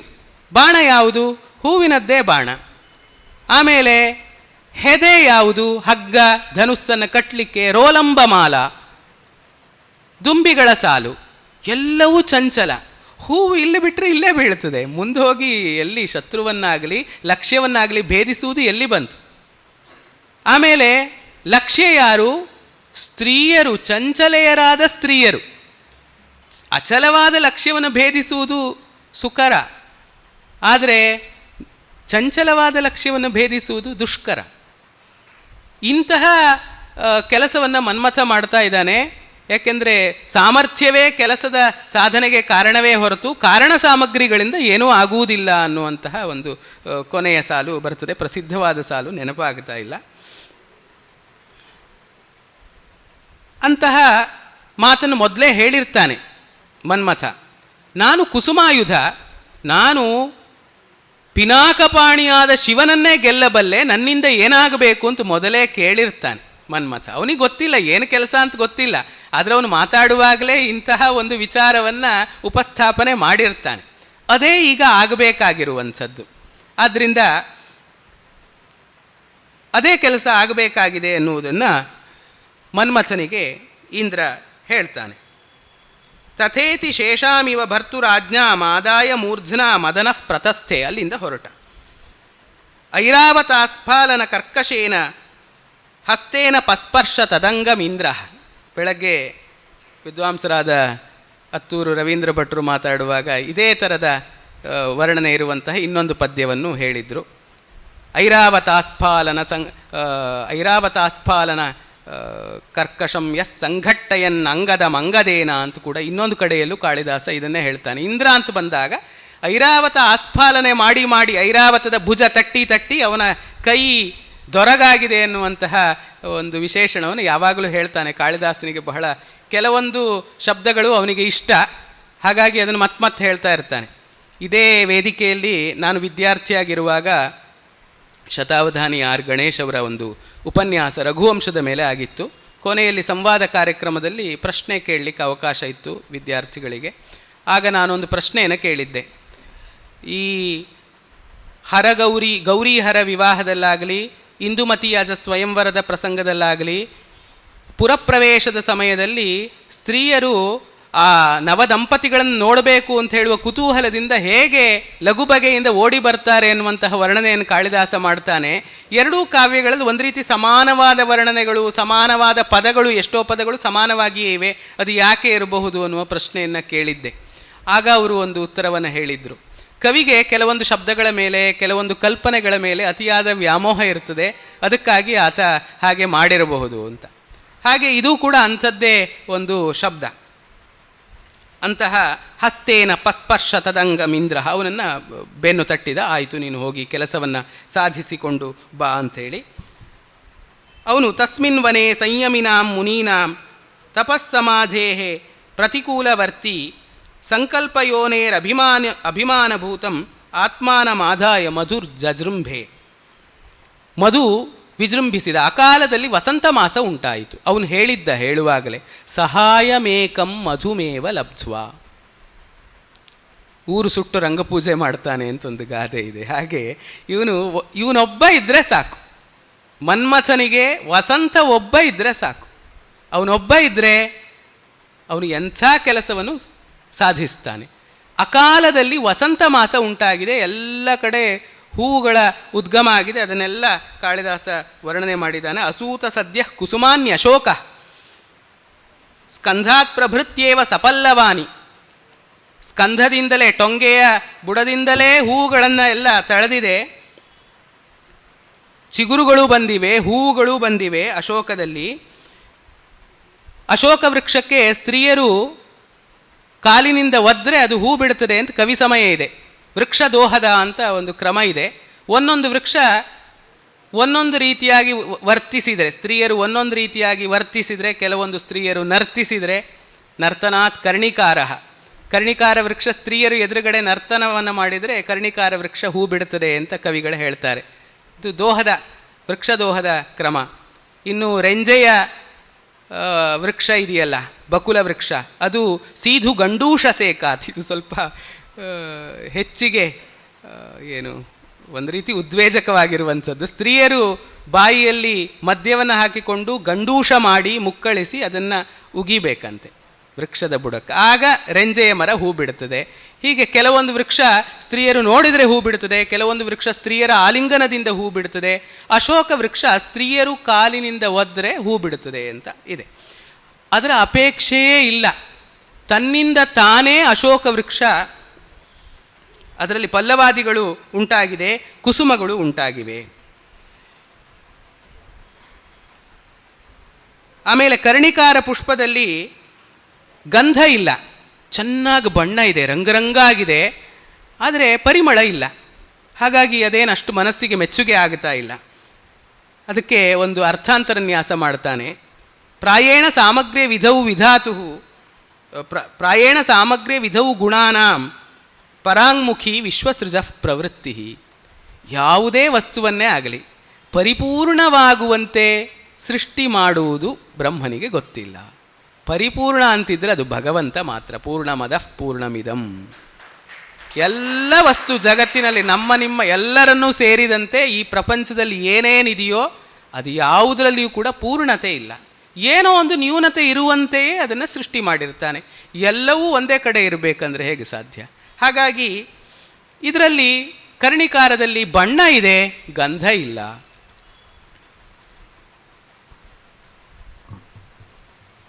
ಇನ್ನು ತಪಸ್ಸು ಮಾಡ್ತಾ ಇದ್ದಾನೆ. ತಪಸ್ಸು ಮಾಡ್ತಾ ಇರಬೇಕಾದ್ರೆ ಅಲ್ಲಿಗೆ ಪಾರ್ವತಿ ತನ್ನ ಸಖಿಯರೊಂದಿಗೆ ಬಂದಿದ್ದಾಳೆ. ನಂದಿ ಒಳಗೆ ಅವರನ್ನು ಬಿಟ್ಟಿದ್ದಾನೆ ತಪಸ್ಸು ಮಾಡ್ತಾ ಇರುವಂತಹ ಸ್ಥಳಕ್ಕೆ. ಆ ಸಖಿಯರು ಹಾಗೂ ಪಾರ್ವತಿ ಶಿವನನ್ನು ಸಮೀಪಿಸಿದ್ದಾರೆ. ಶಿವನನ್ನು ಸಮೀಪಿಸಿದಾಗ ಇದೇ ಸರಿಯಾದ ಸಮಯ ಅಂತ ತಿಳಿದುಕೊಂಡು ಧನುಷ್ಯಮೋಘಂ ಸಮಧತ್ತ ಬಾಣಂ, ಧನುಸ್ಸಿನಲ್ಲಿ ಬಾಣವನ್ನು ಏರಿಸಿದ ಮನ್ಮಥ. ಇದೇ ಸರಿಯಾದ ಸಮಯ. ಆಗ ಹರಸ್ತು ಕಿಂಚಿತ್ ಪರಿವೃತ್ತ ಧೈರ್ಯ ಚಂದ್ರೋದಯಾರಂಭ ಇವಾಂಬುರಾಶಿ. ಶಿವನಲ್ಲಿ ಒಂದು ಸ್ವಲ್ಪ ಚಾಂಚಲ್ಯ ಉಂಟಾಯಿತು. ಚಂದ್ರೋದಯದ ಕಾಲದಲ್ಲಿ ಉಬ್ಬರ ಅಥವಾ ಭರತ ಇಳಿತ ಅಂತ ಹೇಳ್ತೇವೆ ನಾವು. ಭರತ ಹೇಗೆ ಉಂಟಾಗ್ತದೆ, ಉಬ್ಬರ ಉಂಟಾಗ್ತದೆ ಸಮುದ್ರದಲ್ಲಿ. ಪರ್ವಕಾಲದಲ್ಲಿ ಸಮುದ್ರದ ನೀರು ಉಕ್ಕಿ ಉಕ್ಕಿ ಬರುವಂತೆ ಸ್ವಲ್ಪ ಚಂದ್ರೋದಯದ ಆರಂಭದಲ್ಲಿ ಸಮುದ್ರ ಉಕ್ಕೇರುವಂತೆ ಸ್ವಲ್ಪ ಚಾಂಚಲ್ಯ ಶಿವನಲ್ಲಿ ಉಂಟಾಯಿತು. ಈ ಚಾಂಚಲ್ಯಕ್ಕೆ ಏನು ಕಾರಣ ಅಂತ ತಿಳಿದುಕೊಳ್ಳಿಕ್ಕೋಸ್ಕರ ಅವನು ಕಣ್ಣನ್ನು ತೆರೆದ. ಕಣ್ಣನ್ನು ತೆರೆದು ಕೂಡಲೇ ಕಾಣಿಸಿದ್ದು ಪಾರ್ವತಿ. ಅದರಲ್ಲಿಯೂ ಪಾರ್ವತಿಯ ಮುಖ, ಉಮಾಮುಖೇ, ಅದರಲ್ಲಿಯೂ ಪಾರ್ವತಿಯ ತುಟಿ. ಬಿಂಬ ಫಲಾಧರೋಷ್ಠೇ, ನೋಡಿದ ವ್ಯಾಪಾರಯಾಮಾಸ ವಿಲೋಚನಾನಿ, ತನ್ನ ಮೂರೂ ಕಣ್ಣುಗಳನ್ನು ಅಲ್ಲಿ ನೆಟ್ಟ.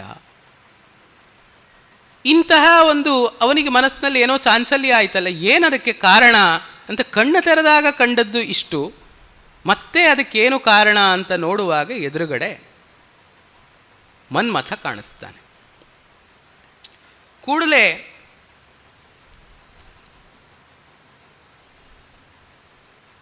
ಅವನು ತನ್ನ ಹಣೆಗಣ್ಣಿನ ಕಿಚ್ಚಿನಿಂದ ಮನ್ಮಥನ್ನ ಸುಡುತ್ತಾನೆ. ಆ ಸಮಯದಲ್ಲಿ ಒಂದು ಪದ್ಯ ಇದೆ. ಕ್ರೋಧಂ ಪ್ರಭೋ ಸಂಹರ ಸಂಹರೇತಿ ಯಾವದ್ಗಿರಃಖೇ ಮರುತಾಂ ಚರಂತಿ ತಾವತ್ಸ ವನ್ಹಿರ್ಭವನೇತ್ರ ಜನ್ಮ ಭಸ್ಮಾವಶೇಷಂ ಮದನಂ ಚಕಾರ. ಎಲ್ಲ ನಿಂತ್ಕೊಂಡು ಚಂದ ನೋಡ್ತಾ ಇದ್ದಾರೆ. ಯಾರು? ದೇವತೆಗಳು ಕಳುಹಿಸಿದ್ದಾರೆ ತಮ್ಮ ಕೆಲಸವನ್ನು ಸಾಧಿಸಿಕೊಂಡು ಬನ್ನಿ ಅಂತ. ಇಲ್ಲಿ ಅನರ್ಥ ಸಂಭವಿಸ್ತಾ ಇದೆ, ಅವರೇ ತಾನೇ ತಡಿಬೇಕಾದವರು. ಹೇಳ್ತಾ ಇದ್ದಾರೆ, ಕ್ರೋಧಂ ಪ್ರಭೋ ಕ್ರೋಧಂ ಸಂಹರ ಸಂಹರ, ಸಿಟ್ಟನ್ನು ಬಿಟ್ಟು ಬಿಡು ಅಂತ ಕೂಗ್ತಾ ಇದ್ದಾರೆ ಮೇಲಿನಿಂದ. ಆದರೆ ಅವರಷ್ಟು ಕಿರುಚುತ್ತಾ ಅಷ್ಟು ಜೋರಾಗಿ ಹೇಳ್ತಾ ಇದ್ದಾರೆ. ಹೇಳ್ತಾ ಇರುವಷ್ಟರಲ್ಲಿಯೇ ತಾವತ್ಸ ವನ್ಹಿರ್ ಭವನೇತ್ರ ಜನ್ಮ ಭಸ್ಮಾವಶೇಷಂ ಮದನಂ ಚಕಾರ. ಏನೂ ಉಳಿಲಿಲ್ಲ, ಭಸ್ಮೀಭೂತನಾದ ಮದನ. ನೋಡಿ, ಭಸ್ಮೀಭೂತನಾದ. ಆದರೆ ಭಸ್ಮೀಭೂತನಾದರೂ ಕೂಡ ಹುಟ್ಟು ಗುಣ ಸುಟ್ಟರೂ ಹೋಗುವುದಿಲ್ಲ ಅಂತ ನಮ್ಮಲ್ಲೊಂದು ಗಾದೆ ಇದೆ. ಹಾಗೆ ಮನ್ಮಥ ತನ್ನಲ್ಲಿರುವ ಗುಣ ಅವನು ಸುಟ್ಟು ಹೋದರೂ ಅವನು ಬಿಡಲಿಲ್ಲ. ಅದು ಮುಂದೆ ಎಲ್ಲಿ ನಮಗೆ ಗೊತ್ತಾಗ್ತದೆ ಅಂದರೆ ಗೌರೀಹರ ವಿವಾಹದಲ್ಲಿ ಅಥವಾ ಶಿವನಿಗೆ ಪಾರ್ವತಿಗೆ ಶಿವ ಒಲಿದಂತಹ ಪ್ರಸಂಗದಲ್ಲಿ ನಮಗೆ ಇದು ಗೊತ್ತಾಗ್ತದೆ. ಇಲ್ಲಿ ಆಲಂಕಾರಿಕ ವರೇಣ್ಯನಾದಂತಹ ಕ್ಷೇಮೇಂದ್ರ ಒಂದು ಆಕ್ಷೇಪವನ್ನು ಮಾಡ್ತಾನೆ ಈ ಪದ್ಯದಲ್ಲಿ. ತಾವತ್ಸವನ್ಹಿರ್ ಭವನೇತ್ರ ಜನ್ಮ ಅಂತ ಹೇಳಿದ್ದಾನೆ ಕಾಳಿದಾಸ. ಭವ ಅನ್ನುವ ಶಬ್ದವನ್ನು ಬಳಸಿದ್ದಾನೆ. ಭವಂತಿ ಭೂತಾನಿ ಅಸ್ಮಾದಿತಿ ಭವಃ. ಭವ ಅನ್ನುವ ಶಬ್ದ ಯಾರಿಂದ ಈ ಭೂತ ಪ್ರಪಂಚ ಸೃಷ್ಟವಾಗಿದೆಯೋ ಉಂಟಾಗಿದೆಯೋ ಅವನನ್ನು ಭವ ಅಂತ ಕರೀತಾರೆ. ಹಾಗಾದರೆ ಇಲ್ಲಿ ಭವ ಅಂತ ಯಾಕೆ ಕರೆದಿದ್ದಾರೆ? ವಿನಾಶ ಆಗುವ ಪ್ರಸಂಗದಲ್ಲಿ ಭವನನ್ನು ಭವ ಅಂತ ಕರೆದಿದ್ದಾರಲ್ಲ, ಹರ ಅಂತ ಕರೆದಿದ್ರೆ ಸರಿಯಾಗ್ತಿತ್ತು ಅಂತ ಅವನ ಅಭಿಪ್ರಾಯ ಇರಬಹುದು. ಹರತೀತಿ ಹರಹ, ಅದು ಏನು ಹರಣ ಮಾಡುವುದು ಇರ್ಬೋದು. ಪಾಪಂ ಹರತಿ ಅಂತ ಇಟ್ಟುಕೊಳ್ಳಿ, ಏನನ್ನು ತಗೊಳ್ಬೋದು ನಾವು. ಇಲ್ಲಿ ವಿನಾಶ ಮಾಡ್ತಾ ಇದ್ದಾನೆ. ತಾವತ್ ಸವನ್ಹಿರ್ ಹರನೇತ್ರ ಜನ್ಮ ಅಂತ ಮಾಡಿದರೆ ಛಂದಸ್ಸಿಗೆ ಏನು ತೊಂದರೆ ಇಲ್ಲ. ಶಬ್ದ ಮಹಾಕವಿತಾನೆ ಅವನು, ಅವನಿಗೆ ಭವ ಹರ ಬಿಟ್ಟು ಬೇರೆ ಪದಗಳು ಅವನಿಗೆ ಗೊತ್ತಾಗ್ತದೆ. ಯಾಕೆ ಭವ ಶಬ್ದವನ್ನು ಹಾಕಿದ್ದಾನೆ, ಸರಿ ಇಲ್ಲ ಇದು ಅಂತ ಆಕ್ಷೇಪ ಮಾಡಿದ್ದಾನೆ. ನನಗೂ ಮೊದಲು ಹಾಗೆ ಅನ್ನಿಸ್ತಾ ಇತ್ತು, ಇದೇನಿದು ಹೌದಲ್ಲ ಅಂಥೇಳಿ. ಆಮೇಲೆ ಸ್ವಲ್ಪ ಹೀಗೆ ವಿಚಾರ ಮಾಡ್ತಾ ಗಚ್ಚತಾ ಕಾಲೇನ, ಇದು ಯಾರ ವಾಕ್ಯ? ನನ್ನ ವಾಕ್ಯ ಅಲ್ಲ, ಅಥವಾ ಬೇರೆ ಯಾರೋ ಸಾಮಾನ್ಯ ವ್ಯಕ್ತಿಗಳ ವಾಕ್ಯ ಅಲ್ಲ, ಇದು ಕಾಳಿದಾಸನ ವಾಕ್ಯ. ಹಾಗಾದರೆ ಇಲ್ಲೇನೋ ಒಂದು ಸ್ವಾರಸ್ಯ ಇರಬಹುದು, ಇದ್ದೇ ತೀರುತ್ತದೆ ಅಂತ ನಾನು ಹೇಳುವುದಿಲ್ಲ, ಇರಬಹುದು, ಇರುವ ಸಾಧ್ಯತೆ ಇದೆ. ಅದನ್ನು ನೋಡುವ ಕಣ್ಣು ನಮಗೆ ಇರಬೇಕು. ಅದು ಕೆಲವೊಮ್ಮೆ ಸಾಧ್ಯವಾಗುವುದಿಲ್ಲ ದುರ್ದೈವವಶಾತ್. ಇಲ್ಲಿ ಭವ ಅಂತ ಯಾಕೆ ಹೇಳ್ತಾನೆ ಅಂದರೆ, ಮುಂದೆ ಮನ್ಮಥನ ನಾಶವಾಗಿ ಗೋಳಾಡ್ತಾ ಇರ್ತಕ್ಕಂತಹ ರತಿ ಸಾಯ್ಲಿಕ್ಕೆ ಹೊರಡ್ತಾಳೆ. ಸಾಯ್ಲಿಕ್ಕೆ ಹೊರಟಾಗ ಒಂದು ಅಶರೀರವಾಣಿ ಆಗ್ತದೆ. ಯಾವಾಗ ಗೌರಿಹರರ ವಿವಾಹ ಉಂಟಾಗ್ತದೆ ಆ ಸಮಯದಲ್ಲಿ ಅತನುವಾದಂತಹ ಅನಂಗನಾದ ಮನ್ಮಥ ಸಾಂಗನಾಗ್ತಾನೆ, ಅವನಿಗೆ ದೇಹ ಉಂಟಾಗ್ತದೆ ಅನ್ನುವಂತಹ ಒಂದು ಅಶರೀರವಾಣಿ ಉಂಟಾಗ್ತದೆ. ಹಾಗಾದರೆ ಇದೆಲ್ಲ ಉಂಟಾಗುವುದು ಅವನ ಕಾರುಣ್ಯದಿಂದಲೇ. ಭವ ಅಂತ ಶಬ್ದದಿಂದ ಮುಂದೆ ಅವನ ಉತ್ಪತ್ತಿಯೇ ಆಗ್ತದೆ. ಕುಮಾರ ಸಂಭವದಲ್ಲೊಂದು ಮಾರ ಸಂಭವ, ಇದು ಮನ್ಮಥ ಮುಂದೆ ಉಂಟಾಗ್ತಾನೆ ಅನ್ನುವುದನ್ನು ಇದು ಸೂಚಿಸ್ತಾ ಇದೆ, ವಿನಾಶ ಇಲ್ಲ. ಹಾಗಾಗಿ ಭವ ಎನ್ನುವ ಶಬ್ದ ತುಂಬ ಮಾರ್ಮಿಕವಾಗಿ ಕಾಳಿದಾಸ ಬಳಸಿದ್ದಾನೆ ಅಂತ ಕಾಣುತ್ತದೆ. ಹೀಗಾಗ್ತಾ ಇರಬೇಕಾದ್ರೆ ರತಿ ಮೂರ್ಛೆ ಹೋದ್ಲು. ಒಳ್ಳೆಯದೇ ಆಯಿತು ಅಂತ ಕವಿ ಹೇಳ್ತಾನೆ. ಕೃತೋಪಕಾರ ಇವ, ಉಪಕಾರ ಮಾಡಿದ ಹಾಗೆ ಆಯಿತು. ಮೂರ್ಛೆ ಉಪಕಾರ ಮಾಡಿತು. ಇನ್ನಷ್ಟು ಹೊತ್ತು ನೋವು ತಿನ್ನಬೇಕಾಗ್ತಾ ಇತ್ತು, ಅದನ್ನೆಲ್ಲ ನೋಡಿ ಅದರ ಉಪಕಾರ ಆಯಿತು ಮೂರ್ಛೆಯಿಂದಾಗಿ ಅಂತ. ಆಗ ಅವನೇನು ಮಾಡ್ದ? ತಮಾಶು ವಿಘ್ನಂ ತಪಸ್ವಿ ವನಸ್ಪತಿಂ ವಜ್ರ ಇವಾವ ಭಜ್ಯ ಸ್ತ್ರೀ ಸನ್ನಿಕರ್ಷಂ ಪರಿಹರ್ತುಮಿಚ್ಛನ್ ಅಂತರ್ದಧೆ ಭೂತಪತಿಸ್ಸ ಭೂತಃ. ತನ್ನ ಗಣಗಳ ಜೊತೆಗೆ ಅವನು ಅಂತರ್ಧಾನ ಆಗಿಬಿಟ್ಟ ಶಿವ. ಸ್ತ್ರೀ ಸನ್ನಿಕರ್ಷ ಅನ್ನುವುದು ಸರ್ವಂ ಪ್ರತಿ ಕಾಮಿನಿ ಜಿಜ್ಞಾಸ ಪ್ರತಿಬಂಧಿಕ ಅಂತ ಶಾಸ್ತ್ರದಲ್ಲಿ ಹೇಳ್ತಾರೆ. ಹಾಗೆ ಸ್ತ್ರೀ ಸನ್ನಿಕರ್ಷ ಅಂತ ಹೇಳುವುದು ತೊಡಕಾಗ್ತದೆ ನನ್ನ ಸಮಾಧಿಗೆ, ತಪಸ್ಸಿಗೆ ಅಂಥೇಳಿ ಅವನೇನು ಮಾಡಿದ, ಅಲ್ಲಿಂದ ಅಂತರ್ಧಾನನಾಗಿ ಬಿಟ್ಟ, ತನ್ನ ಗಣಗಳೊಂದಿಗೆ ಅಂತರ್ಧಾನನಾದ. ಆಮೇಲೆ ಅಲ್ಲಿಗೆ ಹಿಮವಂತ ಬಂದು ತನ್ನ ಬಾಹುಗಳಿಂದ ಪಾರ್ವತಿಯನ್ನು ಎತ್ತಿಕೊಂಡು ಹೊರಟು ಹೋದ ಅನ್ನುವಂತಹ ಪದ್ಯ ಸರ್ಗದ ಕಡೆಯಲ್ಲಿ ಬರ್ತದೆ. ಆಮೇಲೆ ಇವಳು ಗೋಳಾಡಲಿಕ್ಕೆ ಆರಂಭ ಮಾಡ್ತಾಳೆ. ರತಿವಿಲಾಪ ಸರ್ಗ ಅಂತಲೇ ಹೆಸರಿದೆ ಅದಕ್ಕೆ. ಆಕೆ ಗೋಳಾಡುವಂತಹ ಒಂದು ಸನ್ನಿವೇಶ. ಹೆಚ್ಚೇನು ಆಕೆ ಗೋಳಾಡಿಲ್ಲ. ಇಲ್ಲಿಯೂ ಕೂಡ ಹಾಗೆ ಆನಂದವರ್ಧನ ಹೇಳ್ತಾನೆ, ಈ ರತಿವಿಲಾಪದಂತಹ ಸ್ಥಳಗಳಲ್ಲಿ ತುಂಬ ಗೋಳಾಡಿಸಿದ್ದಾನೆ. ಒಂದು ರಸವನ್ನು ಅತಿಯಾಗಿ, ನಾವೀಗಿನ ಭಾಷೆಯಲ್ಲಿ ಹೇಳೋದಿದ್ದರೆ ಧಾರಾವಾಹಿಯನ್ನು ಡ್ರ್ಯಾಗ್ ಮಾಡಿದಾಗ, ಒಂದು ಎಳೆದ ಹಾಗೆ. ಮನೆಯೊಂದು 3 ಬಾಗಿಲು ಆದರೂ ಅದು ಎಷ್ಟು ಬಾಗಿಲಾದರೂ ಅದು 3 ಬಾಗಿಲಿಗೆ ಮುಗಿಲಿಲ್ಲ, ಇನ್ನು ತುಂಬ ಬಾಗಿಲಿದ್ರೆ ಎಷ್ಟು ಕಷ್ಟ ಆಗ್ತಿತ್ತು. ಆ ರೀತಿಯಾಗಿ ಒಂದು ರಸವನ್ನು ತೀರಾ ಹೆಚ್ಚೆನಿಸುವಂತೆ ವರ್ಣಿಸಿದರೆ ಅದು ನಮಗೆ ವಿಮುಖತೆಯನ್ನು ಉಂಟು ಮಾಡ್ತದೆ. ಹಾಗೆ ಈ ಸರ್ಗ ಇದೆ ಅಂತ ಅಭಿಪ್ರಾಯ ಪಡ್ತಾರೆ. ಆದರೆ ಅದು ನಮ್ಮ ಒಂದು ಸಂಸ್ಕಾರ ಸಾಪೇಕ್ಷವಾದದ್ದು. ಕೆಲವರಿಗೆ ಒಂದು 40 ಪದ್ಯ ಹೆಚ್ಚು ಅನ್ನಿಸ್ಬಹುದು ಕರುಣರಸದ್ದು, ಇನ್ನು ಕೆಲವರಿಗೆ 100 ಪದ್ಯ ಇದ್ದರೂ ಹೆಚ್ಚಿಲ್ಲ ಅಂತ ಅನ್ನಿಸ್ಬಹುದು. ಅದೆಲ್ಲ ನಮ್ಮ ರುಚಿ ಭೇದಕ್ಕೆ ಬಿಟ್ಟಂತಹ ವಿಷಯ. ಮಹಾಕವಿಗಳಲ್ಲಿ ದೋಷವನ್ನು ಹುಡುಕುವುದು ಸಾಹಸದ ಕೆಲಸ ಅಂತ ಆನಂದವರ್ಧನನೇ ಹೇಳ್ತಾನೆ. ಅಂದರೆ ದೋಷವನ್ನು ಹೇಳಿ ಅಂಥದ್ದನ್ನು ಹುಡುಕುವುದು ಸಾಹಸದ ಕೆಲಸ ಅಂತ ಕೂಡ ಹೇಳ್ತಾನೆ. ಮಹಾಕವಿಗಳು ದೋಷ ಮಾಡುವುದಿಲ್ಲ ಅಂತಿಲ್ಲ, ಆದರೆ ಅದನ್ನು ನಾವು ತಿಳ್ಕೊಂಡಿರಬೇಕು. ಯಾಕೆಂದರೆ ನಾವು ಅಂತಹ ದೋಷವನ್ನು ಮಾಡಬಾರ್ದು ಅನ್ನೋದಕ್ಕೋಸ್ಕರ. ಆದರೆ ನಾವು ಅದರ 10 ಪಾಲು ತಪ್ಪನ್ನು ಮಾಡ್ತಾ ಇರ್ತೇವೆ, ಅದು ಬೇರೆ ವಿಷಯ. ಯಾಕಾಗಿ ಅಲ್ಲಿರುವ ದೋಷವನ್ನು ನಾವು ತಿಳ್ಕೊಳ್ಬೇಕು ಅಂದರೆ ನಾವು ಆ ರೀತಿಯಾದಂತಹ ದೋಷವನ್ನು ಮಾಡಬಾರದು ಅನ್ನುವುದಕ್ಕೋಸ್ಕರ ಆ ದೋಷವನ್ನು ನಾವು ತಿಳ್ಕೊಂಡಿರಬೇಕು. ಹಾಗಂತ ಅಂತಹ ಪದ್ಯವನ್ನು ಬರೀಲಿಕ್ಕೆ, ಅಂತಹ ಕಾವ್ಯವನ್ನು ಮುಕ್ತಕೆ ಕವಯೋನಂತಹ ಸಂಘಾತೆ ಕವಯ ಶತಂ ಮಹಾಕಾವ್ಯ ಬರೀಲಿಕ್ಕೆ ಸಮರ್ಥರಾದವರು ಎಷ್ಟು ಜನ ಸಿಕ್ಕಿಯಾರು. ಹಾಗಾಗಿ ಅಂಥ ಸಾಮರ್ಥ್ಯವನ್ನು ನಾವು ಸಂಪಾದನೆ ಮಾಡಿಕೊಂಡಾಗ ನಾವು ಟೀಕೆ ಮಾಡಲಿಕ್ಕೆ ಒಂದು ಯೋಗ್ಯತೆ ಬಂದೀತೋ ಏನೋ, ಅಲ್ಲಿವರೆಗೆ ಬರುವುದಿಲ್ಲ. ಆದ್ದರಿಂದ ವಿದ್ವಾಂಸರನ್ನು ದೋಷಜ್ಞ ಅಂತ ಹೇಳ್ತಾರೆ ಹೊರತು ದೋಷವಾದಿ ಅಂತ ಅವರಿಗೆ ಪರ್ಯಾಯ ಪದ ಇಲ್ಲ. ಇದ್ದಲ್ಲೆಲ್ಲ ದೋಷವನ್ನು ಹೇಳುವುದು ಇಲ್ಲ, ದೋಷವನ್ನು ತಿಳಿದವನು ದೋಷಜ್ಞ. ಹಾಗಾಗಿ ಕಾಳಿದಾಸನಲ್ಲೂ ಅಂತಹ ಅಲ್ಲೊಂದು ಇಲ್ಲೊಂದು ದೋಷ ನಮಗೆ ಆಸ್ವಾದ ಮಾಡುವಾಗ ಕಂಡು ಬರ್ತದೆ, ಇಲ್ಲ ಅಂತಿಲ್ಲ. ಅದನ್ನು ನಾವು ಆ ದೃಷ್ಟಿಯಿಂದ ವಿವೇಚನೆ ಮಾಡುವುದು ಒಳಿತು ಅಂತ ಕಾಣುತ್ತದೆ. ಇಲ್ಲಿ ಆಕೆ ಗೋಳಾಡ್ತಾಳೆ, ಮತ್ತು ಮನ್ಮಥ ವಸಂತ ಬರ್ತಾನೆ. ವಸಂತ ಬಂದಾಗ ಮತ್ತೆ ಜಾಸ್ತಿಯಾಗಿ ಗೋಳಾಡ್ತಾಳೆ. ಯಾಕೆಂದರೆ ನಮಗೆ ಪರಿಚಿತರಾದವರು, ನಮಗೆ ಹತ್ತಿರ, ಮನಸ್ಸಿಗೆ ಹತ್ತಿರ ಇರುವವರು ಯಾರು, ಅವರು ಬಂದಾಗ ದುಃಖ ಇನ್ನೂ ಉಲ್ಬಣ ಆಗ್ತದೆ, ಅವ್ರ ಹತ್ರ ಹೆಚ್ಚು ಹೇಳಿಕೊಳ್ಬೇಕು ಅಂತ ಕಾಣ್ತದೆ, ಮತ್ತೂ ಗೋಳಾಡ್ತಾಳೆ ಅವಳು. ಹೀಗೆ ಅವಳು ಒಂದು ಮಾತನ್ನು ಹೇಳ್ತಾಳೆ, ಅಚೇತನಗಳಿಗೂ ಕೂಡ ಪತಿಯ ವಿಯೋಗ ಆದಾಗ ಇರಬೇಕು ಅಂತ ಅನ್ನಿಸುವುದಿಲ್ಲ. ಚಂದ್ರ ಹೋದ ಮೇಲೆ ಚಂದ್ರಿಕೆ ಇರುವುದಿಲ್ಲ. ಆಮೇಲೆ ಮೋಡ ಹೊರಟು ಹೋದ ಮೇಲೆ ಮಿಂಚು ಇರುವುದಿಲ್ಲ. ಮೋಡ ಇದ್ದರೆ ಮಾತ್ರ ಮಿಂಚು, ಚಂದ್ರ ಇದ್ದರೆ ಮಾತ್ರ ಚಂದ್ರಿಕೆ. ಪ್ರಮದಾ ಪತಿವರ್ತ್ಮಗ ಇತಿ ಪ್ರತಿಪನ್ನಂ ಹಿ ವಿಚೇತನೈರಪಿ. ಅಚೇತನಗಳಿಗೂ ಗೊತ್ತು ಪ್ರಮದೆಯರು, ಸ್ತ್ರೀಯರು ಪತಿಯ ದಾರಿಯನ್ನೇ ಹಿಡಿಯುವವರು ಅಂತ.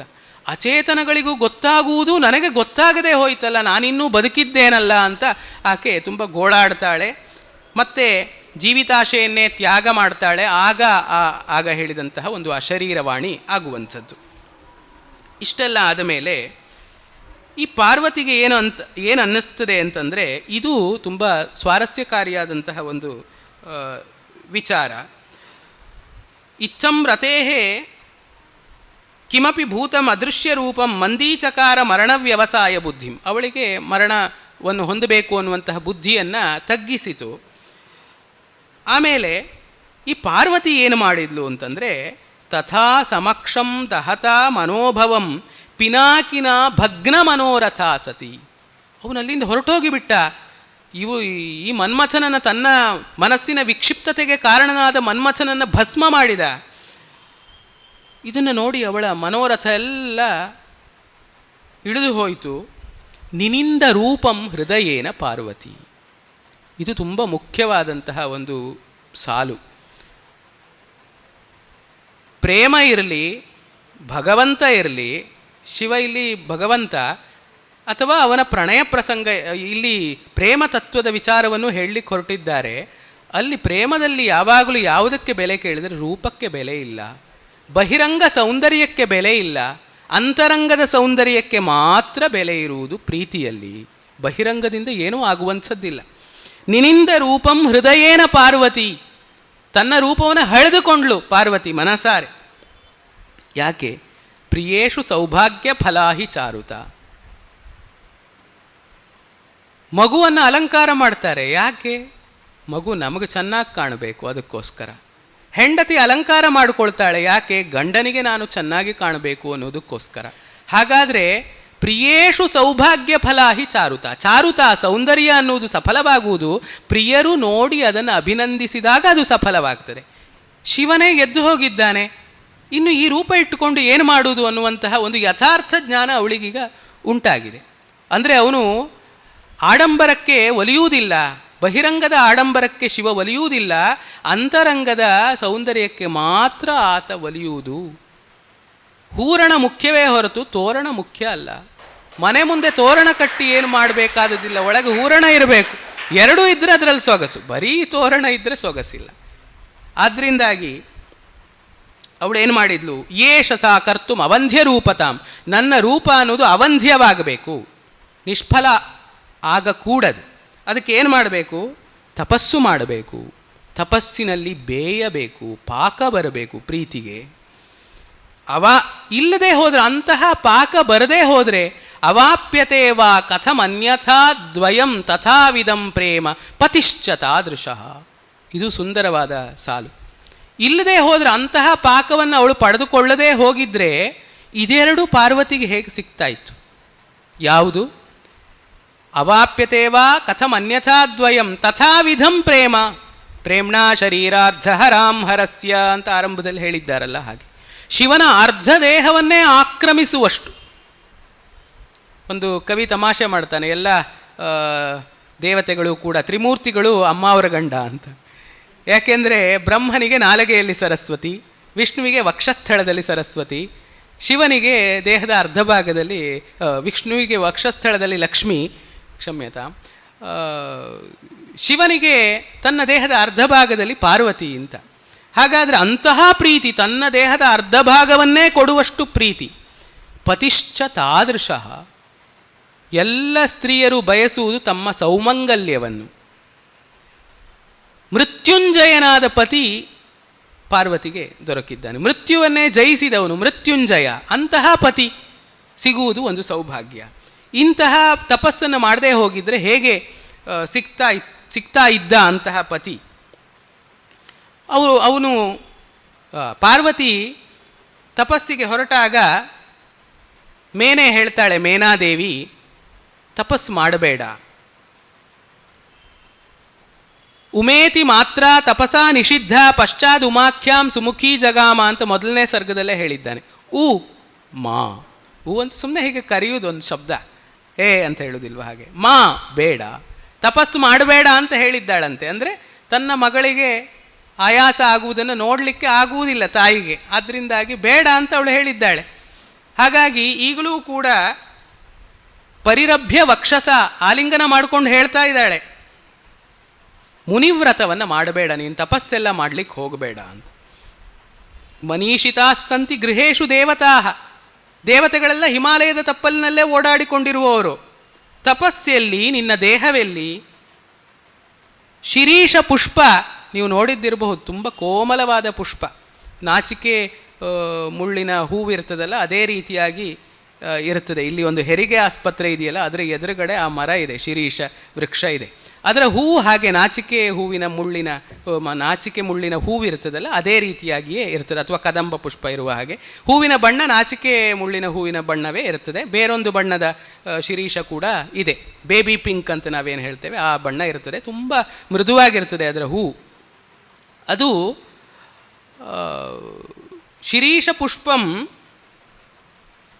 ಪುಷ್ಪ ಏನು ಮಾಡ್ತದೆ ಕೇಳಿದರೆ, ದುಂಬಿಗಳ ಕಾಲಿನ ಭಾರವನ್ನು ಅದು ಸಹಿಸಬಹುದೇ ಹೊರತು ಪಕ್ಷಿರಾಜ ಗರುಡನ ಕಾಲಿನ ಭಾರವನ್ನು ಶಿರೀಷ ಪುಷ್ಪಕ್ಕೆ ಸಹಿಸಲಿಕ್ಕೆ ಆದೀತೆ.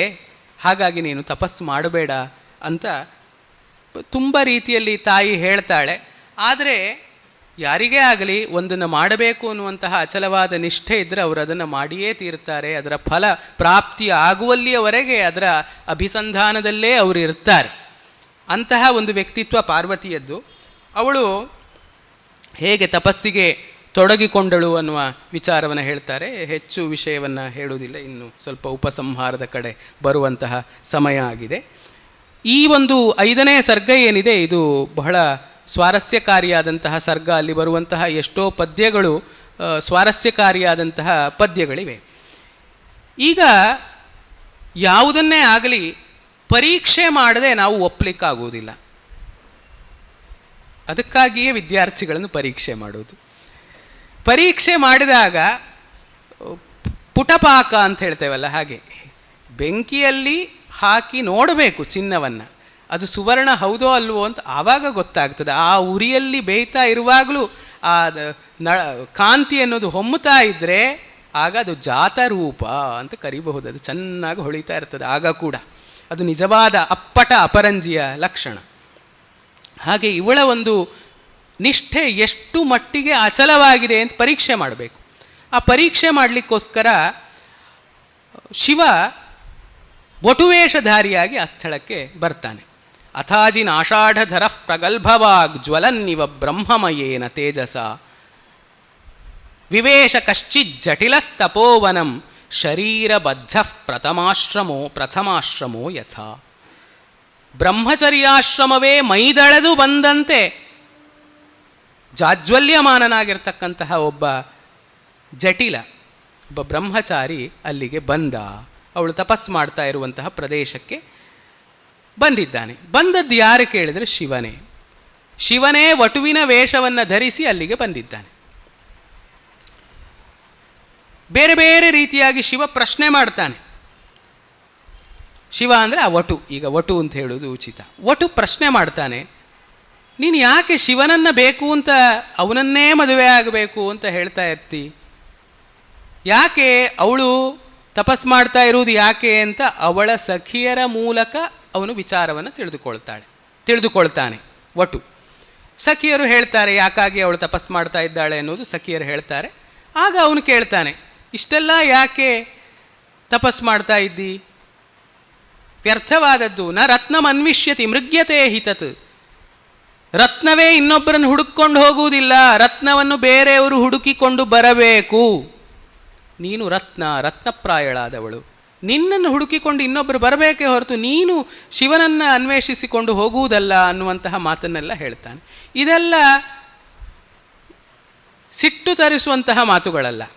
ಆಮೇಲೆ ಅವನು ಹೇಳ್ತಾನೆ, ಎಂತೆಂಥ ಒಂದು ಸೌಭಾಗ್ಯವನ್ನು, ಒಳ್ಳೆಯವನನ್ನು ಮದುವೆ ಆದರೆ, ಅನುಕೂಲ ಇರುವವನನ್ನು ಮದುವೆ ಆದರೆ ಎಂತೆಂಥ ಸೌಭಾಗ್ಯ ಇದೆ. ಮದುವೆ ಆದ ಮೇಲೆ ಈಗಿನ ಕಾಲದಲ್ಲಿ ಬೇರೆ ಬೇರೆ ವಾಹನದಲ್ಲಿ, ವೈಭವೋಪೇತವಾದ ವಾಹನದಲ್ಲಿ ಕರೆದುಕೊಂಡು ಹೋಗುವಂತೆ ಆಗಿನ ಕಾಲದಲ್ಲಿ ಆನೆಯ ಮೇಲೆ ಮದುಮಗಳನ್ನು ಕೂಡಿಸಿಕೊಂಡು ಮೆರವಣಿಗೆ ಹೋಗುವಂಥದ್ದು. ಯದ್ ಊಢಯ ವಾರಣ ರಾಜ ಹಾರ್ಯಯ. ಆನೆಯ ಮೇಲೆ ಕುಳಿತುಕೊಂಡು ಮೆರವಣಿಗೆ ಮಾಡಲಿಕ್ಕೆ ಯೋಗ್ಯಳಾದವಳು ನೀನು. ಆದರೆ ಆ ಡಕೋಟಾ ಎಕ್ಸ್ಪ್ರೆಸ್ ಇದೆಯಲ್ಲ, ಗೂಳಿ, ಎಷ್ಟು ವರ್ಷ ಆಗಿದೆ, ಪುರಾತನ ವೃಷಭ, ಅದರ ಮೇಲೆ ನೀನು ಕೂತ್ಕೊಂಡು ಹೋಗ್ತಿ ಶಿವನನ್ನು ಮದುವೆ ಆದರೆ, ಮಹಾಜನ ಸ್ಮೇರ ಮುಖೋ ಭವಿಷ್ಯತಿ. ಜನರೆಲ್ಲ ನಿನ್ನನ್ನು ನೋಡಿ ನಗಾಡ್ತಾರೆ. ಬೇಕಾ ಈ ರೀತಿ ನಗೆಪಾಟಲಿಗೆ ಈಡಾಗುವಂತಹ ಪರಿಸ್ಥಿತಿ? ಇನ್ನು ಅವನನ್ನು ನೋಡು, ವಪುರು ವಿರೂಪಾಕ್ಷಂ ಅಲಕ್ಷ್ಯ ಜನ್ಮತ ದಿಗಂಬರತ್ವೇನ ನಿವೇದಿತಂ ವಸು ವರೇಷು ಯದ್ ಬಾಲಮೃಗಾಕ್ಷಿ ಮೃಗ್ಯತೆ ತದಸ್ತಿ ಕಿಂ ವ್ಯಸ್ತಮಪಿ ತ್ರಿಲೋಚನೆ. ಅವನು ಕಣ್ಣು ನೋಡು, ಎಲ್ಲರಿಗೆ 2 ಕಣ್ಣಿದ್ರೆ ಅವನು ಮುಕ್ಕಣ್ಣ, 3 ಕಣ್ಣು. ಚಾಲೀಸ್ ಬಂದರೆ ಭಾರಿ ಸಮಸ್ಯೆ ಕನ್ನಡಕ ಹಾಕುವಾಗ. ಎಲ್ಲರಿಗೂ 2 ಕಣ್ಣಿದ್ರೆ ಇವನಿಗೆ 3 ಕಣ್ಣು. ಯಾವ ರೀತಿಯಾಗಿ ವಿಚಿತ್ರವಾಗಿ ಕಾಣಿಸ್ತಾ ಇದ್ದಾನೆ, ವಿರೂಪವಾಗಿ ಕಾಣಿಸ್ತಾ ಇದ್ದಾನೆ. ವಪುರು ವಿರೂಪಾಕ್ಷಂ ಅಲಕ್ಷ್ಯ ಜನ್ಮತ. ಅವನು ಹೇಗೆ ಹುಟ್ಟಿದ್ದಾನೆ ಗೊತ್ತಿಲ್ಲ. ಇದೆಲ್ಲ ಶಿವನನ್ನು ಪರದೈವ ಅಂತ ಇಟ್ಟುಕೊಂಡು ಹೇಳುವಂಥದ್ದು. ಈ ರೀತಿಯಾದಂತಹ ಮಾತುಗಳು ಅಲ್ಲಲ್ಲಿ ಬಂದಿದೆ. ಹಾಗಾಗಿ ಅವನು ಹೇಗೆ ಹುಟ್ಟಿದ ಅನ್ನೋದು ಗೊತ್ತಿಲ್ಲ. ಬ್ರಹ್ಮನ ವರ್ಣನೆ ಬರುವಾಗ ಬ್ರಹ್ಮ ಹೇಗೆ ಬಂದ ಅಂತ ಗೊತ್ತಿಲ್ಲ. ಅವನು ಅನಾದಿ ಅಂತೆಲ್ಲ ವರ್ಣನೆ ಮಾಡ್ತಾರೆ. ಅದು ಏನು ನಹಿನಿಂದ ನ್ಯಾಯೇನ, ಆಯಾ ದೇವತೆಗಳನ್ನು ವರ್ಣನೆ ಮಾಡುವಾಗ ಆಯಾ ದೇವತೆಗಳನ್ನು ಹೊಗಳ್ತಾರಲ್ಲ, ಅದೇ ರೀತಿಯಾಗಿರುವಂಥದ್ದು. ಅವನು ಹೇಗೆ ಹುಟ್ಟಿದ್ದಾನೆ ಗೊತ್ತೇ ಇಲ್ಲ. ಆಮೇಲೆ ದಿಗಂಬರತ್ವೇನ ನಿವೇದಿತಂ ವಸು. ಅವನಿಗೆ ಎಷ್ಟು ಸಂಪತ್ತಿದೆ, ಅವನನ್ನು ನೋಡಿದ್ರೂ ಗೊತ್ತಾಗೋದಿಲ್ವಾ? ಹಾಕ್ಲಿಕ್ಕೆ ಬಟ್ಟೆ ಇಲ್ಲ. ದಿಗಂಬರ. ವರೇಷು ಯದ್ ಬಾಲಮೃಗಾಕ್ಷಿ ಮೃಗ್ಯತೆ. ಎಳೆಯದಾದ ಜಿಂಕೆಯ ಕಂಗಳಂತೆ ಕಂಗಳನ್ನುಳ್ಳ ಪಾರ್ವತಿಯೇ, ಆ ಕಂಗಳಿಂದ ನೋಡಬೇಕಾದ್ದನ್ನು ನಿಂಗೆ ನೋಡ್ಲಿಕ್ಕಾಗ್ತಾ ಇಲ್ಲ, ಸರಿಯಾಗಿ ಗುರುತಿಸ್ಲಿಕ್ಕೆ ಬರ್ತಾ ಇಲ್ಲ ನಿನಗೆ. ವರರಾದವರಲ್ಲಿ ಏನನ್ನು ಹುಡುಕಬೇಕೋ, ವಧು ಅಥವಾ ವಧುವಿನ ಕಡೆಯವರು, ಅದು ಒಂದಾದರೂ ಶಿವನಲ್ಲಿದೆಯಾ? ಏನೂ ಇಲ್ಲ. ಒಂದು ಶ್ಲೋಕ ಇದೆಯಲ್ಲ, ಕನ್ಯಾ ವರಯತೆ ರೂಪಂ ಮಾತಾವಿತ್ತಂ ಪಿತಾಶ್ರುತಂ ಬಾಂಧವ ಕುಲಮಿಚ್ಛಂತಿ ಮಿಷ್ಟಾನ್ನಮಿತರೇ ಜನಾಃ ಅಂತ. ಹುಡುಗ ಹೇಗಿರಬೇಕು ಅಂತ ಕನ್ಯೆ ಬಯಸ್ತಾಳೆ ಅಂತ ಕೇಳಿದ್ರೆ, ಸ್ಫುರದ್ರೂಪನಾಗಿರಬೇಕು. ಈಗಿನ ಭಾಷೆಯಲ್ಲಿ ಹೇಳುತ್ತಿದ್ರೆ ಹ್ಯಾಂಡ್ಸಮ್ ಆಗಿರಬೇಕು, ಸ್ಫುರದ್ರೂಪನಾಗಿರಬೇಕು ಅಂತ ಬಯಸ್ತಾರೆ. ಇವನು ವಪುರು ವಿರೂಪಾಕ್ಷಂ. ಇನ್ನು ಒಳ್ಳೆಯ ಕುಲದಲ್ಲಿ ಹುಟ್ಟಿರಬೇಕು ಅಂತ ಬಯಸ್ತಾರೆ. ಪುರುಷ ಅಥವಾ ವರ ಒಳ್ಳೆಯ ಕುಲದಲ್ಲಿ ಹುಟ್ಟಿರಬೇಕು, ಒಳ್ಳೆಯ ಮನೆತನದಲ್ಲಿ ಬಂದಿರಬೇಕು ಅಂತ ಹೇಳ್ತಾರೆ. ಇವನು ಹೇಗೆ ಹುಟ್ಟಿದ, ಎಲ್ಲಿಂದ ಬಂದ ಗೊತ್ತಿಲ್ಲ. ಸಂಪತ್ತು. ಮಾತಾ ವಿತ್ತಂ. ತಾಯಿ ಮಗಳಿಗೆ ಉಡುಗೆ ತೊಡುಗೆಗೆ, ಊಟಕ್ಕೆ ತೊಂದರೆ ಇರಬಾರ್ದು ಅಂತ ಬಯಸ್ತಾಳೆ. ಮಗಳು ಉಡುಗೆ ತೊಡುಗೆಗಾಗಲಿ, ಊಟಕ್ಕಾಗಲಿ, 3 ಹೊತ್ತಿನ ಊಟಕ್ಕಾಗಲಿ ತೊಂದರೆ ಇರಬಾರ್ದು, ಮಗಳಿಗೆ ಸುಖವಾಗಿ ಇರಬೇಕು ಆಕೆ ಅಂತ ಬಯಸ್ತಾಳೆ ಸಹಜವಾಗಿ. ಮಾತಾ ವಿತ್ತಂ, ಇವನು ಏನು ಸಂಪತ್ತಿದೆ ಇವನಲ್ಲಿ? ಇವನು ನೋಡಿದರೆ ದಿಗಂಬರನಾಗಿದ್ದಾನೆ. ಮತ್ತು ಇನ್ನೊಂದು ಚಮತ್ಕಾರ ಏನು ಅಂದರೆ, ಸ್ತ್ರೀಯರು ವಿಶೇಷವಾಗಿ ಬಯಸುವುದು ಆಭರಣ ಮತ್ತು ಬಟ್ಟೆ. ಅವನಲ್ಲೇ ಇಲ್ಲ ಅದು ಅಂತಂದರೆ ಅವನು ತನ್ನ ಹೆಂಡತಿಗೆ ಏನು ಕೊಡಿಸಿಯಾನು ಬಟ್ಟೆಯನ್ನು? ಬೇಕಾದಂತೆ ರೇಷ್ಮೆ ಸೀರೆ ಕೊಡಿಸ್ಲಿಕ್ಕಾದೀತೆ, ಅವನಿಗೆ ಬಟ್ಟೆಯ ಬಗ್ಗೆ ಆಸ್ಥೆ ಇಲ್ಲ. ಹಾಗಾದರೆ ಮಾತಾ ವಿತ್ತಂ ಪಿತಾ ಶ್ರುತಂ, ತಂದೆ ಏನು ಬಯಸ್ತಾನೆ? ವರನಾದವನು ಒಳ್ಳೆ ವಿದ್ಯಾವಂತ ಆಗಿರಲಿ ಅಂತ. ಒಂದು ಕಾಲದಲ್ಲಿ ಯಾವಾಗಲೂ ಚಕ್ರಾರ ಪಂಕ್ತಿರಿವ ಗಚ್ಚತಿ ಭಾಗ್ಯ ಪಂಕ್ತಿ ಅಂತಿಲ್ವ? ಒಂದು ಕಾಲದಲ್ಲಿ ಶ್ರೀಮಂತ ಆಗಿದ್ದವನು ಇನ್ನೊಂದು ಕಾಲದಲ್ಲಿ ಬಡವ ಆಗಿರ್ಬೋದು, ಬಡವ ಆಗಿದ್ದವನು ಬಲ್ಲಿದ ಆಗಬಹುದು, ಇದು ಬೇರೆ ವಿಚಾರ. ಹಾಗಾಗಿ ಈಗ ಬಡವ ಇರಬಹುದು, ಇನ್ನೊಂದು ಕಾಲದಲ್ಲಿ ಒಳ್ಳೆಯ ಸಂಪತ್ತು ಬರಬಹುದು. ವಿದ್ಯೆ ಅನ್ನೋದು ಒಂದು ವಿದ್ಯಾಧನಂ ಸರ್ವಧನ ಪ್ರಧಾನ, ಅದರಿಂದಾಗಿ ಎಲ್ಲೂ ಸ್ಥಾನವನ್ನು ಪಡೆದುಕೊಳ್ಳಬಹುದು. ವಿದ್ಯೆ ಬಲ್ಲವನಿಗೆ ವಿದೇಶ ಅನ್ನುವುದೇ ಇಲ್ಲ. ಹಾಗಾಗಿ ಅಂತಹ ವಿದ್ಯೆ ಬರಲಿ ಅಂತ ತಂದೆ ಬಯಸ್ತಾನಂತೆ. ಆಮೇಲೆ ಬಾಂಧವ ಕುಲಮಿಚ್ಛಂತಿ, ಬಾಂಧವರೆಲ್ಲ ಒಳ್ಳೆ ಕುಲದ, ಹುಡುಗ ಯಾವ ಕುಲದವನು, ಹುಡುಗಿ ಯಾವ ಕುಲದವಳು, ಹೀಗೆ ಕೇಳ್ತಾ ಇರ್ತಾರೆ. ಇನ್ನು ನಮ್ಮಂಥವರು, ಆ ಮದುವೆಗೆ ಹೋದವರು, ಮಿಷ್ಟಾನ್ನಂ ಇತರೆ ಜನಾಹ. ಮಿಷ್ಟ ಅಂದರೆ ಸ್ವಾದುವಾದದ್ದು ಅಂತ ಅರ್ಥ. ಮಿಷ್ಟವಾದ, ಮೃಷ್ಟಾನ್ನ ಅಲ್ಲ, ಇದು ಮಿಷ್ಟಾನ್ನ. ಮೃಷ್ಟ ಅಂದರೆ ತಿಕ್ಕಲ್ಪಟ್ಟ ಅಂತ ಅರ್ಥ ಇದೆ. ಮಿಷ್ಟಾನ್ನಂ, ಸ್ವಾದುವಾದ ಅನ್ನವನ್ನು ಇತರೆ ಜನ, ಬೇರೆ ಜನರು ಬಯಸ್ತಾರೆ. ಏನು ಬಗೆ ಮಾಡಿದ್ದಾರೆ, ಏನೆಲ್ಲ ಇವತ್ತು ಖಾರ ಏನಿತ್ತು, ಸಿಹಿ ಏನಿತ್ತು ಮದುವೆ ಮನೆಯಲ್ಲಿ, ಇದನ್ನೆಲ್ಲ ನೋಡ್ತಾರೆ. ಅಷ್ಟೇ ಇರುವಂಥದ್ದು. ವರನಲ್ಲಿ ಏನು ಬಯಸ್ತಾರೋ ವಧುವಿನ ಕಡೆಯವರು ಒಂದಾದರೂ ಇದೆಯಾ ಶಿವನಲ್ಲಿ? ನೀನು ಏನಂತ ಹೇಳಿ ಶಿವನನ್ನು ಪಡೆದುಕೊಳ್ಬೇಕು ಅಂತ ತಪಸ್ ಮಾಡ್ತಾ ಇದ್ದೀಯ, ಅದು ನನಗೆ ಗೊತ್ತಾಗ್ತಾ ಇಲ್ಲ ಅಂತ ಅವನು ಹೇಳ್ತಾನೆ. ಪುನಃ ಪುನಃ ಅವನು ಮಾತಾಡ್ಲಿಕ್ಕೆ ತೊಡಗ್ತಾನೆ. ಇವಳಿಗೆ ಸಿಟ್ಟು ಬರ್ತದೆ. ನಿವಾರ್ಯತಾಮಾಲಿ ಕಿಮಪ್ಯಯಂ ವಟು ಪುನರ್ವಿವಕ್ಷು ಸ್ಫುರಿತೋತ್ತರಾಧರ. ಸಖಿ, ಇವನನ್ನು ಇಲ್ಲಿಂದ ಕಳುಹಿಸಿ ಬಿಡು. ನೋಡು, ಅವನ ಮೇಲಿನ ತುಟಿ ಅಲಗಾಡ್ತಾ ಇದೆ, ಇನ್ನೇನೋ ಹೇಳಲಿಕ್ಕೆ ನೋಡ್ತಾ ಇದ್ದಾನೆ. ಅವನು ಹೇಳುವ ಮುಂಚೆ ಅವನನ್ನು ಇಲ್ಲಿಂದ ಸಾಗ ಹಾಕು. ನ ಕೇವಲಂ ಯೋ ಮಹತೋಪಭಾಷತೆ ಶೃಣೋತಿ ತಸ್ಮಾದಪಿ ಯಸ್ಸ ಪಾಪಭಾಕ್. ಯಾರು ಮಹಾತ್ಮರ ಬಗ್ಗೆ ಕೆಟ್ಟ ಮಾತಾಡುವವನಷ್ಟೇ ಪಾಪಿಷ್ಠ ಅಲ್ಲ, ಯಾರು ಕೇಳ್ತಾರೋ ಅವರೂ ಕೂಡ ಪಾಪಿಷ್ಠರೇ. ಮನ್ವಾದಿ ಸ್ಮೃತಿಗಳಲ್ಲೂ ಇದನ್ನು ಹೇಳ್ತಾರೆ. ಗುರು ನಿಂದೆ ಆಗಿರಬಹುದು ಅಥವಾ ಬೇರೆ ಯೋಗ್ಯರಾದ ವ್ಯಕ್ತಿಗಳ ನಿಂದೆ ಮಾಡುವಾಗ ಅದನ್ನು ಖಂಡಿಸಬೇಕು. ಆಗ್ತಾ ಇಲ್ಲ, ಅಲ್ಲಿರಬಾರ್ದು, ಅಲ್ಲಿಂದ ಹೊರಟು ಹೋಗಿ ಬಿಡಬೇಕು ಅಂತೇಳಿ. ಹಾಗೆ ಒಂದೋ ಇವನನ್ನು ಇಲ್ಲಿಂದ ಸಾಗ ಹಾಕಬೇಕು, ಇಲ್ಲ ಅಂದರೆ ನಾವೇ ಹೊರಟು ಹೋಗೋಣ ಅಂತ ಅವಳು ಹೊರಡಲಿಕ್ಕೆ ತಯಾರಾಗ್ತಾಳೆ. ಅದಕ್ಕಿಂತ ಮುಂಚೆ ಅವಳು ಕೌಂಟರ್ ಪಾರ್ಟಾಗಿ ಇವನು ಹೇಳಿದ್ದೆಲ್ಲದಕ್ಕೂ ಕೂಡ ಉತ್ತರವನ್ನು ಕೊಡ್ತಾಳೆ. ಅವನು ಸ್ಮಶಾನದ ಬೂದಿಯನ್ನು ಬಡಿದುಕೊಳ್ತಾನೆ. ಬೂದಿ ಬಡುಕ ಏನಿದೆ ಅವನಲ್ಲಿ ಅಂತೆಲ್ಲ ಪ್ರಶ್ನೆಯನ್ನು ಮಾಡಿರ್ತಾನೆ ವಟು. ಅವನಂಥ ಬೂದಿ ಬಡಕನಾಗಿದ್ದರೂ ಕೂಡ ಅವನ ಪಾದದ ರಜಸ್ಸನ್ನು ಇಂದ್ರ ತನ್ನ ತಲೆಯ ಮೇಲೆ ಹೊರತಾನೆ. ಅಂಥವನು ಶಿವ. ಮಮಾತ್ರ ಭಾವೈಕ ರಸಂ ಮನಸ್ಥಿತಂ, ಅವನ ಮೇಲೆ ನನಗೆ ಭಾವಪೂರ್ಣವಾದ ಮನಸ್ಸಿದೆ. ನಿಮಗಿಷ್ಟ ಇಲ್ಲದೆ ಇರಬಹುದು, ಮದುವೆ ಆಗೋಳು ನಾನು, ನನಗೆ ಅವನಲ್ಲಿ ಭಾವನಿರ್ಭರವಾದಂತಹ ಮನಸ್ಸು ಇದೆ. ಹಾಗಾಗಿ ನಾನು ಮದುವೆ ಆಗುವುದೇ. ಅವಳ ನಿರ್ಣಯದಿಂದ ಹಿಂದೆ ಸರಿಯುವುದಿಲ್ಲ. ಆ ಕೌಂಟರ್ ಪಾರ್ಟಾಗಿ ಅವಳು ಹೇಳುವಂತಹ ಮಾತುಗಳೆಲ್ಲ ಒಂದಷ್ಟು ಇದೆ, ಬಹಳ ಸುಂದರವಾದಂತಹ ಮಾತುಗಳು. ಅದು ಹೇಳಲಿಕ್ಕೆ ಹೆಚ್ಚಿನ ಸಮಯ ಈಗ ಇಲ್ಲ. ಅಷ್ಟು ಹೇಳಿ ಆಗ ಶಿವ ತನ್ನ ಸ್ವಸ್ವರೂಪದಲ್ಲಿ ಪ್ರಕಟಿತನಾಗ್ತಾನೆ. ಅಲ್ಲಿ ಸ್ವಸ್ವರೂಪದಲ್ಲಿ ಪ್ರಕಟಿತನಾದ ಒಂದು ವರ್ಣನೆ ಇದೆ. ತಂ ವೀಕ್ಷ್ಯ ವೇಪಥುಮತಿ ಸರಸಾಂಗಯಷ್ಟಿ ನಿಕ್ಷೇಪಣಾಯ ಪದಮುದ್ಧೃತ ಮುದ್ವಹಂತಿ ಮಾರ್ಗಾಚಲ ವ್ಯತಿಕರಾ ಕುಲಿತೇವ ಸಿಂಧು ಶೈಲಾಧಿರಾಜತನಯ ನ ಯಯೌ ನತಸ್ಥೌ. ಕಾವ್ಯವನ್ನು ಬರೆಯುವವನು ಲೋಕಾವೇಕ್ಷಣೆ ಮಾಡಬೇಕು ಅಂತ ಮಮ್ಮಟ ಹೇಳಿದ್ದಾನೆ. ಲೋಕಾವೇಕ್ಷಣೆ ಎಲ್ಲಿ ಪ್ರಯೋಜನಕ್ಕೆ ಬರ್ತದೆ ಅಂದರೆ ಇಂತಹ ಸ್ಥಳಗಳಲ್ಲಿ. ಬರೀ ಶಾಸ್ತ್ರ, ಬರೀ ಕಾವ್ಯವನ್ನು ಓದಿಕೊಂಡ್ರೂ ಸಾಕಾಗುವುದಿಲ್ಲ. ಲೋಕವನ್ನು ಗಮನಿಸುವ ಉತ್ಸಾಹ ಕವಿಯಲ್ಲಿ ಇರಬೇಕು. ಕವಿತೆಯನ್ನು ಬರೆಯೋನು ಚೆನ್ನಾಗಿ ಗಮನಿಸಬೇಕು. ಯಾವುದೇ ವಿಷಯದ ಮೇಲೆ ಕವಿತೆ ಬರೀಬೇಕಾಗಿ ಬರಬಹುದು. ಅದರ ಬಗ್ಗೆ ಕವಿತೆ ಬರೀಬೇಕಾದ್ರೆ ಅದರ ಬಗ್ಗೆ ಅವನಿಗೆ ನಿರೀಕ್ಷಣೆ ಇದ್ದರೆ ಮಾತ್ರ ಅದನ್ನು ಬರೀಲಿಕ್ಕಾಗ್ತದೆ.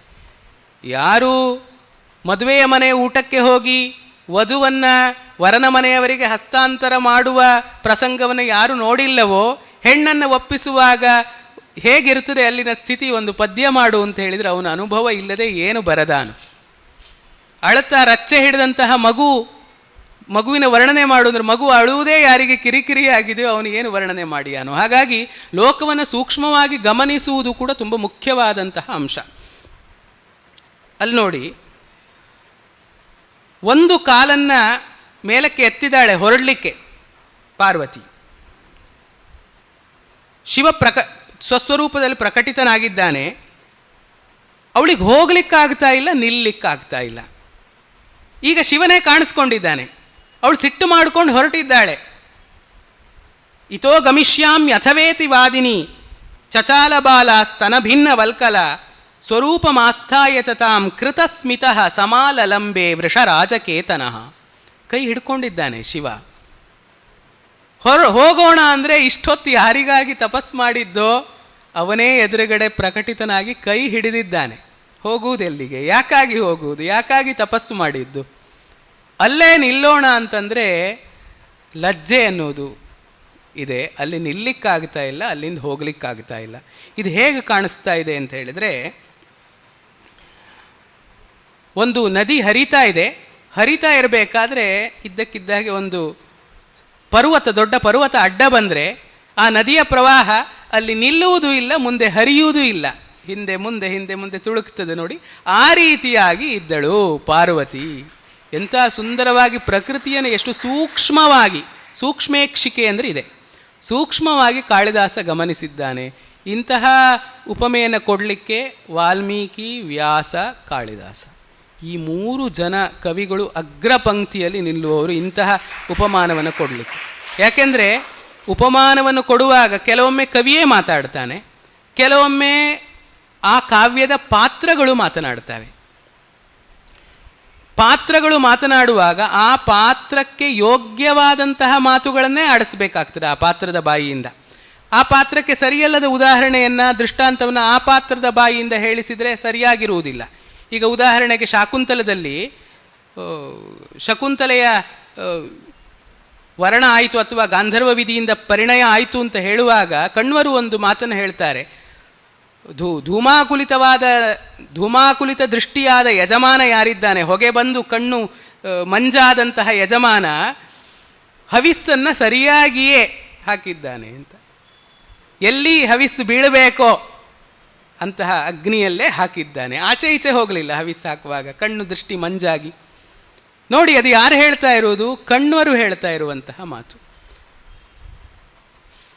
ನಮ್ಮ ಪಾಠಶಾಲೆಯ ಗ್ರಂಥಾಲಯದಲ್ಲಿ ಮಠಪಾಡಿ ರಾಜಗೋಪಾಲಾಚಾರ್ಯರು ಅನ್ನುವಂಥ ವಿದ್ವಾಂಸರು ಬರೆದ ಕಾಳಿದಾಸನ ಉಪಮೆಗಳು ಅನ್ನುವಂತಹ ಒಂದು ಸುಂದರವಾದಂತಹ ಪುಸ್ತಕ ಇದೆ. ಕಾಳಿದಾಸ ಹೇಗೆ ಉಪಮೆಗಳನ್ನು ಚೆನ್ನಾಗಿ ಬೇರೆ ಬೇರೆ ಹಿನ್ನೆಲೆಯಲ್ಲಿ, ಬೇರೆ ಬೇರೆ ದೃಷ್ಟಿಕೋನದಲ್ಲಿ ಬಳಸಿದ್ದಾನೆ ಅಂತ. ಆರ್ ಗಣೇಶ್ ಅವರು ಅವರ ಉಪನ್ಯಾಸದಲ್ಲಿ ಎಷ್ಟೋ ಬಾರಿ ಹೇಳ್ತಾರೆ. ಅವರ ಮಾತು, ನಾನು ತಿಳಿದಂತಹ ಯಾವ ಭಾಷೆಯಲ್ಲಿಯೂ ಕೂಡ ಕಾಳಿದಾಸ ಬಳಸಿದ ಉಪಮೆಗಳ ಬಗೆಗೆ ಇಂತಹ ಒಂದು ಒಳ್ಳೆಯ ಗ್ರಂಥವನ್ನು ನಾನು ನೋಡಿಲ್ಲ ಅಂತ ಅವರು ಹೇಳಿದ್ದಾರೆ. ಆ ಗ್ರಂಥವನ್ನು, ಅದು ಹೆಚ್ಚಿಲ್ಲ, ಒಂದು 70 ಪುಟ ಇರಬಹುದು. ಅದು ಯಾವುದೋ ಒಂದು ಉಪನ್ಯಾಸ. ಆಗ ಪೂರ್ಣಪ್ರಜ್ಞ ಮಹಾವಿದ್ಯಾಲಯ ಇದೇ ವಿದ್ಯಾಲಯದ ಕಟ್ಟಡದಲ್ಲಿಯೇ ಇತ್ತು. ಇಲ್ಲಿ ಯಾವುದೋ ಒಂದು ಉಪನ್ಯಾಸ, ಕಾಳಿದಾಸನ ಉಪಮೆಗಳ ಬಗ್ಗೆ ಉಪನ್ಯಾಸ ಮಾಡಿ, ಆ ಬಳಿಕ ಪ್ರಾಚಾರ್ಯರಾದ ಇನಾಮ್ದಾರ್ ಅವರ ನಿರ್ದೇಶನದಂತೆ ಅವರು ಆ ಪುಸ್ತಕವನ್ನು ಮಾಡ್ತಾರೆ. ಅದು ಮತ್ತೆ ಅಚ್ಚಾಗ್ತದೆ. ಒಂದು 70 ಪುಟ ಇರಬಹುದು. ಆದರೆ ಹೇಗೆ ಕಾಳಿದಾಸನಿಗೆ ಜ್ಯೋತಿಷ್ಶಾಸ್ತ್ರದ ಹಿನ್ನೆಲೆ ಇದೆ, ಬೇರೆ ಬೇರೆ ಶಾಸ್ತ್ರಗಳ ಹಿನ್ನೆಲೆ ಇದೆ, ಅದೆಲ್ಲವನ್ನು ಅವರು ಅದರಲ್ಲಿ ಕಾಣಿಸ್ತಾರೆ. ಉಪಮೆಯ ಸ್ವಾರಸ್ಯ ಏನು? ಈಗ ಹೇಳಿದ ಹಾಗೆ ಒಂದು ಪಾತ್ರದಿಂದ ಉಪಮೆಯನ್ನು ಹೇಳಿಸುವಾಗ ಆ ಪಾತ್ರದ ಮನೋಧರ್ಮ ಎಂಥದ್ದು, ಅದಕ್ಕೆ ಸರಿಯಾಗಿ ಆ ಪಾತ್ರದಿಂದ ಉಪಮೆಯನ್ನು ಹೇಳಿಸಬೇಕು. ಅದು ಆ ಪಾತ್ರಕ್ಕೆ ತಕ್ಕ ಹಾಗೆ ಹೇಳುವುದು ಅನ್ನುವಾಗ ನನಗೆ ಯಾವಾಗಲೂ ನೆನಪಾಗೋದು, ನಾನು ವಿದ್ಯಾರ್ಥಿಯಾಗಿರುವಾಗ ಒಮ್ಮೆ ಅದಮಾರಿನ ಈಗಿನ ಹಿರಿಯ ಸ್ವಾಮಿಗಳು ಒಂದು ಪ್ರವಚನ ಮಾಡ್ತಾಯಿದ್ರು. ಪ್ರವಚನದ ಮಧ್ಯದಲ್ಲಿ ಅವರೊಂದು ದೃಷ್ಟಾಂತ ಹೇಳಿದರು. ಈ ಮದುವೆಯಾಗಿ ಈಗಿನ ಕಾಲದ ಹುಡುಗಿಯರೆಲ್ಲ ಹೇಗೆ ಅಡುಗೆ ಮಾಡ್ತಾರೆ, ಅನ್ನ ಹೇಗೆ ಮಾಡ್ತಾರೆ ಅನ್ನೋದನ್ನು ಅವ್ರು ಹೇಳಿದರು. ಹೇಗೆ ಅಂತ ಹೇಳಿದರೆ, ಅವರು ಅನ್ನ ಮಾಡಲಿಕ್ಕೆ ಹೋದರೆ ಪಾತ್ರೆಯ ಕೆಳಗಡೆ ಅಂಗಾರಕ ಇರ್ತದೆ, ಮಧ್ಯದಲ್ಲಿ ಗೋಪಿಚಂದನ ಇರ್ತದೆ, ಮೇಲೆ ಮಂತ್ರಾಕ್ಷತೆ ಇರ್ತದೆ ಅಂತ. ಅಂದರೆ ಯಾರ್ಯಾರು ಯಾವ ಒಂದು ಪರಿವೇಶದಲ್ಲಿ, ಯಾವ ಸನ್ನಿವೇಶದಲ್ಲಿ ಜೀವನ ಮಾಡ್ತಾ ಇರ್ತಾರೋ ಅವರವರಿಗೆ ಅವರವರ ಒಂದು ಸಂಸ್ಕಾರಕ್ಕೆ ತಕ್ಕಂತೆ ಉಪಮೆಗಳು ಹೊಳಿತಾ ಇರ್ತವೆ. ಹಾಗೆ ಕವಿಯೇ ಮಾತನಾಡುವಾಗ ಅಂತಹ ಉಪಮೆಯನ್ನು ಕೊಡ್ತಾನೆ, ಅಥವಾ ಒಂದು ಪಾತ್ರದ ಬಾಯಿಯಿಂದ ಉಪಮೆಯನ್ನು ಹೇಳಿಸುವಾಗ ಆ ಪಾತ್ರ ಎಂಥದ್ದು ನೋಡಿಕೊಂಡು ಆ ಪಾತ್ರಕ್ಕೆ ತಕ್ಕಂತಹ ಭೂತದ ಬಾಯಿಯಲ್ಲಿ ಭಗವದ್ಗೀತೆ ಎನ್ನುವ ರೀತಿಯ ಉಪಮೆ ಆಗಬಾರದು. ಆಯಾ ಪಾತ್ರದ ಮನೋಧರ್ಮಕ್ಕೆ ತಕ್ಕಂತಹ ಉಪಮೆಯನ್ನು ಹೇಳಿಸುವುದರಲ್ಲಿ ಕಾಳಿದಾಸ ತುಂಬ ನಿಷ್ಣಾತನಾದಂಥವನು. ಅವನು ಹೇಳ್ತಾನೆ ಒಂದು ಮಾತು, ಅದ್ಯ ಪ್ರಭೃತ್ಯ ಅವನತಾಂಗಿ ತವಾಸ್ಮಿ ದಾಸಃ, ಇವತ್ತಿನಿಂದ ನಾನು ನಿನ್ನ ದಾಸ. ಒಂದು ಮಾತನ್ನು ಹೇಳ್ತಾನಲ್ಲಿ, ಕ್ರೀತಸ್ತಪೋಭಿಹಿ, ರೂಪದಿಂದ ಏನೂ ಮಾಡಲಿಕ್ಕಾಗಲಿಲ್ಲ. ಭರ್ತೃ ಪ್ರಣಿಹಿತೇ ಕ್ಷಣ ಅಂತ ಮೊನ್ನೆ ವಿದ್ವಾಂಸರು ರವೀಂದ್ರ ಭಟ್ರು ಸೀತಾಪರಿತ್ಯಾಗದ ಬಗ್ಗೆ ಹೇಳ್ತಾ ಕಾಳಿದಾಸನ ಒಂದು ಶಬ್ದವನ್ನು ಹೇಳಿದರು. ಆ ಶಬ್ದ ಕೇಳಿ ಕಣ್ಣೀರಾಗದೆ ಇರಲಿಕ್ಕೆ ಸಾಧ್ಯವೇ ಇಲ್ಲ. ಹಾಗೆ ಇಲ್ಲಿಯೂ ಅಂಥದ್ದೇ ಒಂದು ಸಾಲು, ಕ್ರೀತಸ್ತಪೋಭಿಹಿ, ತಪಸ್ಸಿನಿಂದ ನನ್ನನ್ನು ಪರ್ಚೇಸ್ ಮಾಡಿದ್ದಿ, ನನ್ನನ್ನು ಖರೀದಿಸಿ ಬಿಟ್ಟಿದ್ದಿ ನೀನು, ರೂಪದಿಂದ ಅಲ್ಲ. ತಪೋಭಿಹಿ ಬಹುವಚನ ಇದೆ, ತಪಸಾ ಕೂಡ ಅಲ್ಲ.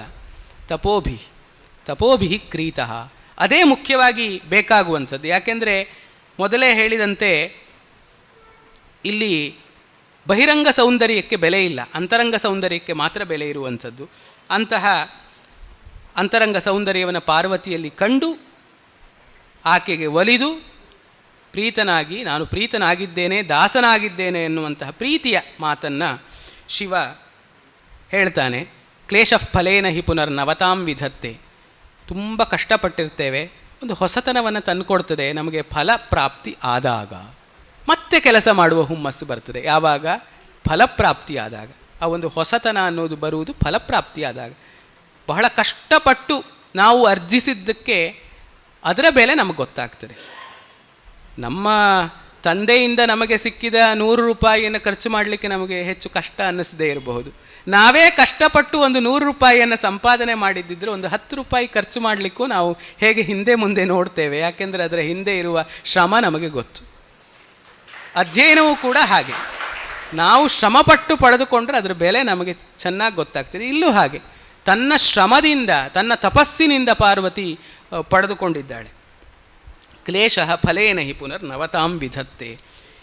ಇಲ್ಲಿಂದ ಮುಂದೆ ಇನ್ನೂ ಸ್ವಲ್ಪ ವಿಷಯಗಳಿದೆ, ಒಂದು 5 ನಿಮಿಷದಲ್ಲಿ ಮಾತನ್ನು ಮುಗಿಸ್ತೇನೆ. ಯಾಕೆಂದರೆ ನಾನು ಮಾತನ್ನು ಮುಗಿಸುವ ಸಮಯ ಆಗಿ ಒಂದು 5-10 ನಿಮಿಷ ಆಗಿರಬಹುದು. ಈಗ ಇನ್ನು ಮುಂದೆ 6ನೇ ಸರ್ಗ, 7ನೇ ಸರ್ಗ, 8ನೇ ಸರ್ಗ, ಮುಖ್ಯವಾಗಿ ಈ 3 ಸರ್ಗಗಳು, ಮತ್ತು ಮುಂದೆ 17ನೇ ಸರ್ಗದವರೆಗೆ ಕತೆ ಮುಂದುವರಿಯುತ್ತದೆ. ಆದರೆ ಮುಖ್ಯವಾಗಿ 8 ಸರ್ಗಗಳು ಅಂತ ಪಕ್ಷವನ್ನು ಇಟ್ಟುಕೊಂಡಾಗ 6ನೇ ಸರ್ಗದಲ್ಲಿ ಕನ್ಯಾವರಣ ಮಾಡುವಂಥದ್ದು.